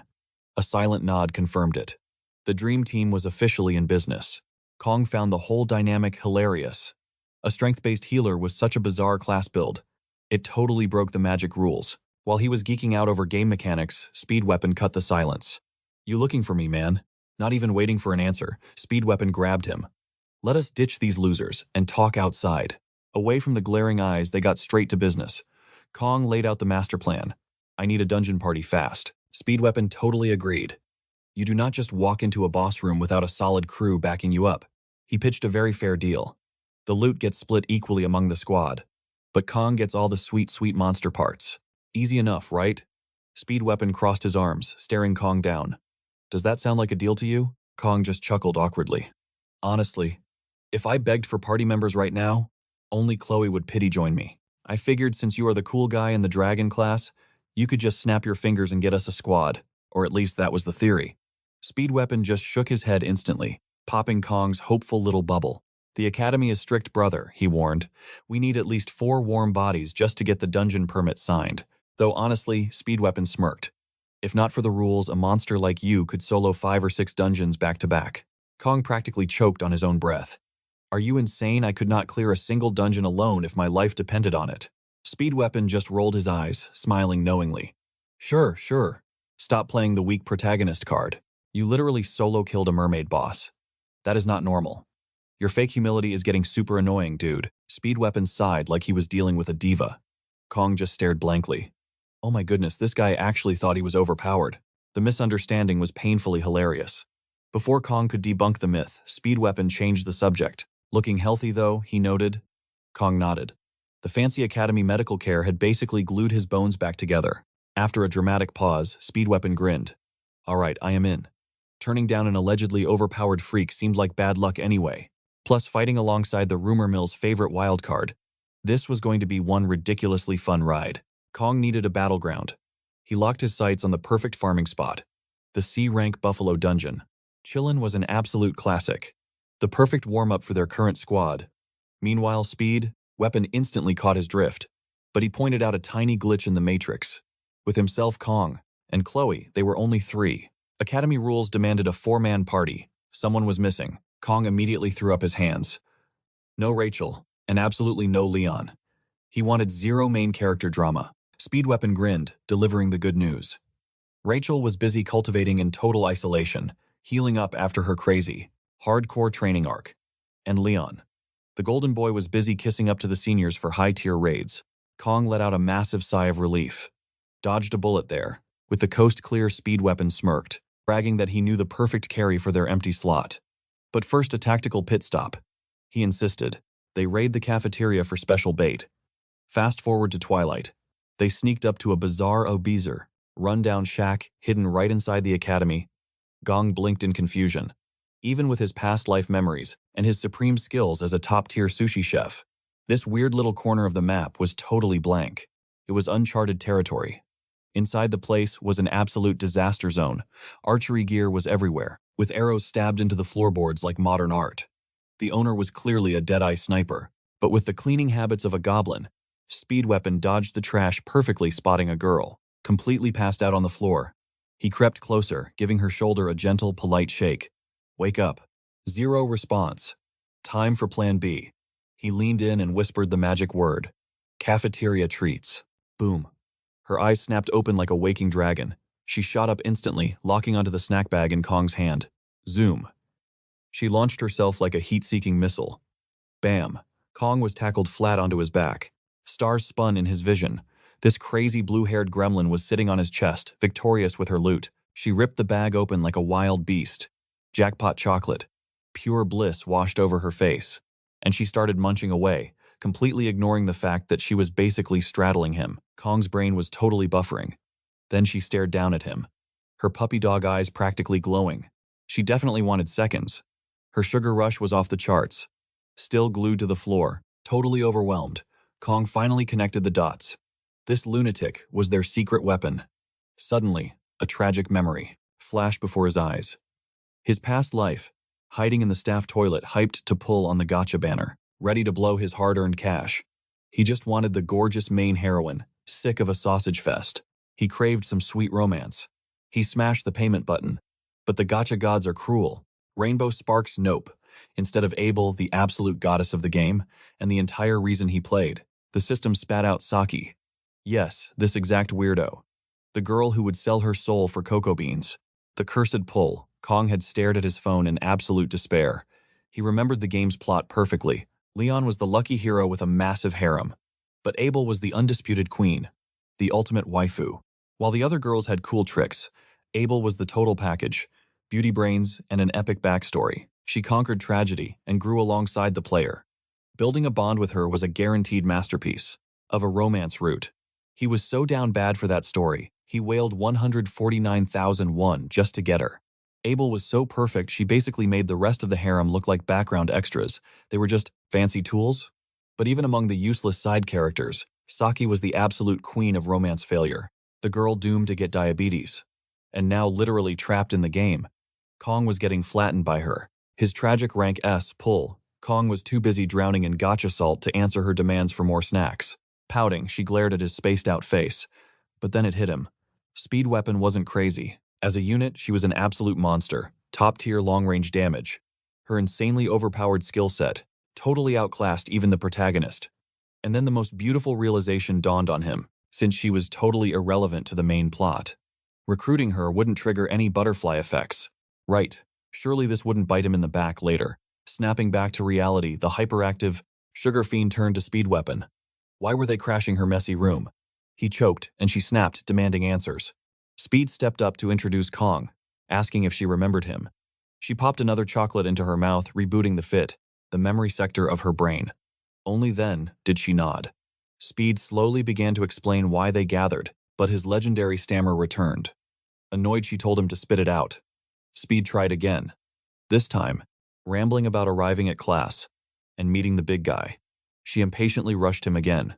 Finally, Speed blurted out their goal. They were recruiting her for the Buffalo Dungeon raid, happening the very next week. Kong watched this agonizingly slow delivery, realizing the absolute irony of the name Speed. The guy told a story with the velocity of a dead turtle. Speed kept babbling about the mission, promising an equal split of the load, loot, minus the horns. The moment he stopped talking, her sharp gaze snapped straight to Kong. She immediately marched over with a fierce glare, demanding to know if he was the one who fought in training. Hesitant Kong admitted it was him. She scanned him top to bottom. With extreme suspicion, Kong braced himself for Saki's judgment. She scoffed and turned away. Despite the sweet deal on the loot split, she flat out rejected them. Her reason? He totally lacked the fiery determination she wanted. Kong was absolutely dumbfounded by this ridiculous judgment. Bro, he had literally just woken up. She crossed her arms, declaring she refused to carry. Such unmotivated, dead weight. Speed frantically jumped in, arguing she couldn't just dismiss him after his legendary duel. Against Nox, Saki just rolled her eyes. Clearly, the opponent was just pathetic trash. Now Speed was triggered. He aggressively reminded her that Nox was a literal auditor. Caught in the heat of the moment, he almost blabbed, top secret island classified info. Realizing his near-fatal blunder, he clamped his mouth shut instantly, leaving Saki totally confused. Meanwhile, Kong just stared at them. His patience meter had officially hit 0. He was so done with this circus. Sweating profusely, Speed tried to salvage things, offering up his premium chocolates as a desperate bribe. Saki completely shut him down. She wasn't some stray dog to be fed, and definitely had no obligation to do his favors. Kong watched this pathetic exchange, wondering what kind of delusional negotiation Speed was running in his head. Honestly, Kong was impressed. Saki was perfectly balancing pure greed and absolute rudeness. Usually a person only mains one toxic trait, not a dual class. There was absolutely zero reason to keep begging this pre-diabetic sugar addict. Deciding playtime was over, Kong ruthlessly cut Speed off. He declared they shouldn't waste time on a stubborn brat dragging the team down. They just needed to find a better substitute. Triggered by his words, Saki flared up. She aggressively challenged his arrogant attitude. Kong didn't say a single word. With cold, dead eyes, he casually opened his vest and whipped out a combat knife. Both Speed and Saki froze in pure panic. Was he about to assassinate her? With zero hesitation, he whipped his arm in a lethal arc. The blade sliced through the air, slamming dead center into the bullseye. Saki's jaw dropped, but before her brain could even process the flex, a second deadly flash caught her off guard. The second knife moved too fast for the eye. Boom. It lodged itself perfectly inside, the exact same spot as the first uck. Saki's massive ego instantly shattered into dust. Seeing her tremble, Kong dropped a cold ultimatum. You in. Or are we done here? Sweating bullets and totally mind-blown, Saki was left completely speechless. The scene completely flips to a Starbucks with 2 S's. Sitting there, arriving before literally anyone else, was the former troublemaker herself. Her arrogant attitude completely deleted. Speed was absolutely baffled by her punctuality, while Chloe offered a sweet smile. Kong, as always, just watched silently as Saki politely bowed to greet him. He nodded back, internally chuckling at the magical persuasion of a sharp sashimi knife. Mind blown by Saki's sudden character development, Speed listened as she casually brushed it off. She then professionally kicked off the strategy meeting. Speed stood up to drop the mission briefing, unveiling a hilariously detailed tactical drawing. The targets, rank sea monsters called water buffaloes. These beasts packed devastating long-range charges, making melee combat a death sentence. The golden rule was strict ranged attacks. Kong and Chloe were genuinely amazed by his artistic masterpiece, while Saki actually paid attention. Speed then dropped the ultimate dungeon rule. There was a mysterious gate at the center. Do not open it. Curious as ever, Chloe asked about the consequences. Sweating playfully, Speed admitted he had absolutely no clue. There were rumors of a dangerous seal, but it was all just wild guesswork. The newly polite Saki jumped in, stating the academy strictly forbade opening it, and they definitely shouldn't mess with that rule. Kong nods like an obedient puppy, but his greedy face screams something else entirely. Everyone spots his super suspicious smirk. Oops. Kong realizes his massive urge to smash that seal open is completely obvious. He is suddenly the main attraction. The squad stares at him like he grew horns. Speed weapon. Unable to hold back his nosiness, interrogates Kong. Dude, what do you know about that seal? Kong plays dumb entirely, but deep. Inside, his gamer senses are screaming. He totally knows a juicy boss is hiding back there. While loudly declaring, Only a total idiot would touch that seal. His brain is secretly plotting exactly how to crack that gate open, buying his totally innocent act speed, size, and relief. Oops, false alarm. Kong's inner goblin, however, is in overdrive calculating every single dungeon exploit to pop that lock. Meanwhile, Saki watches this weirdo, happily munching away on her precious snacks. Kong side-eyes her, utterly confused by her hardcore sugar addiction. She mumbles that big brains need more sugar. Kong roasts her for chewing and talking, but the joke dies when he spots something sketchy. Chloe is suddenly radiating serious killing, intent weapons drawn. Kong snaps to attention. They are being watched. Chloe glares, demanding who is creeping on them. Kong whispers, "Chill out, just wait. The stalkers will show their ugly mugs soon enough." Did this cliffhanger hook you?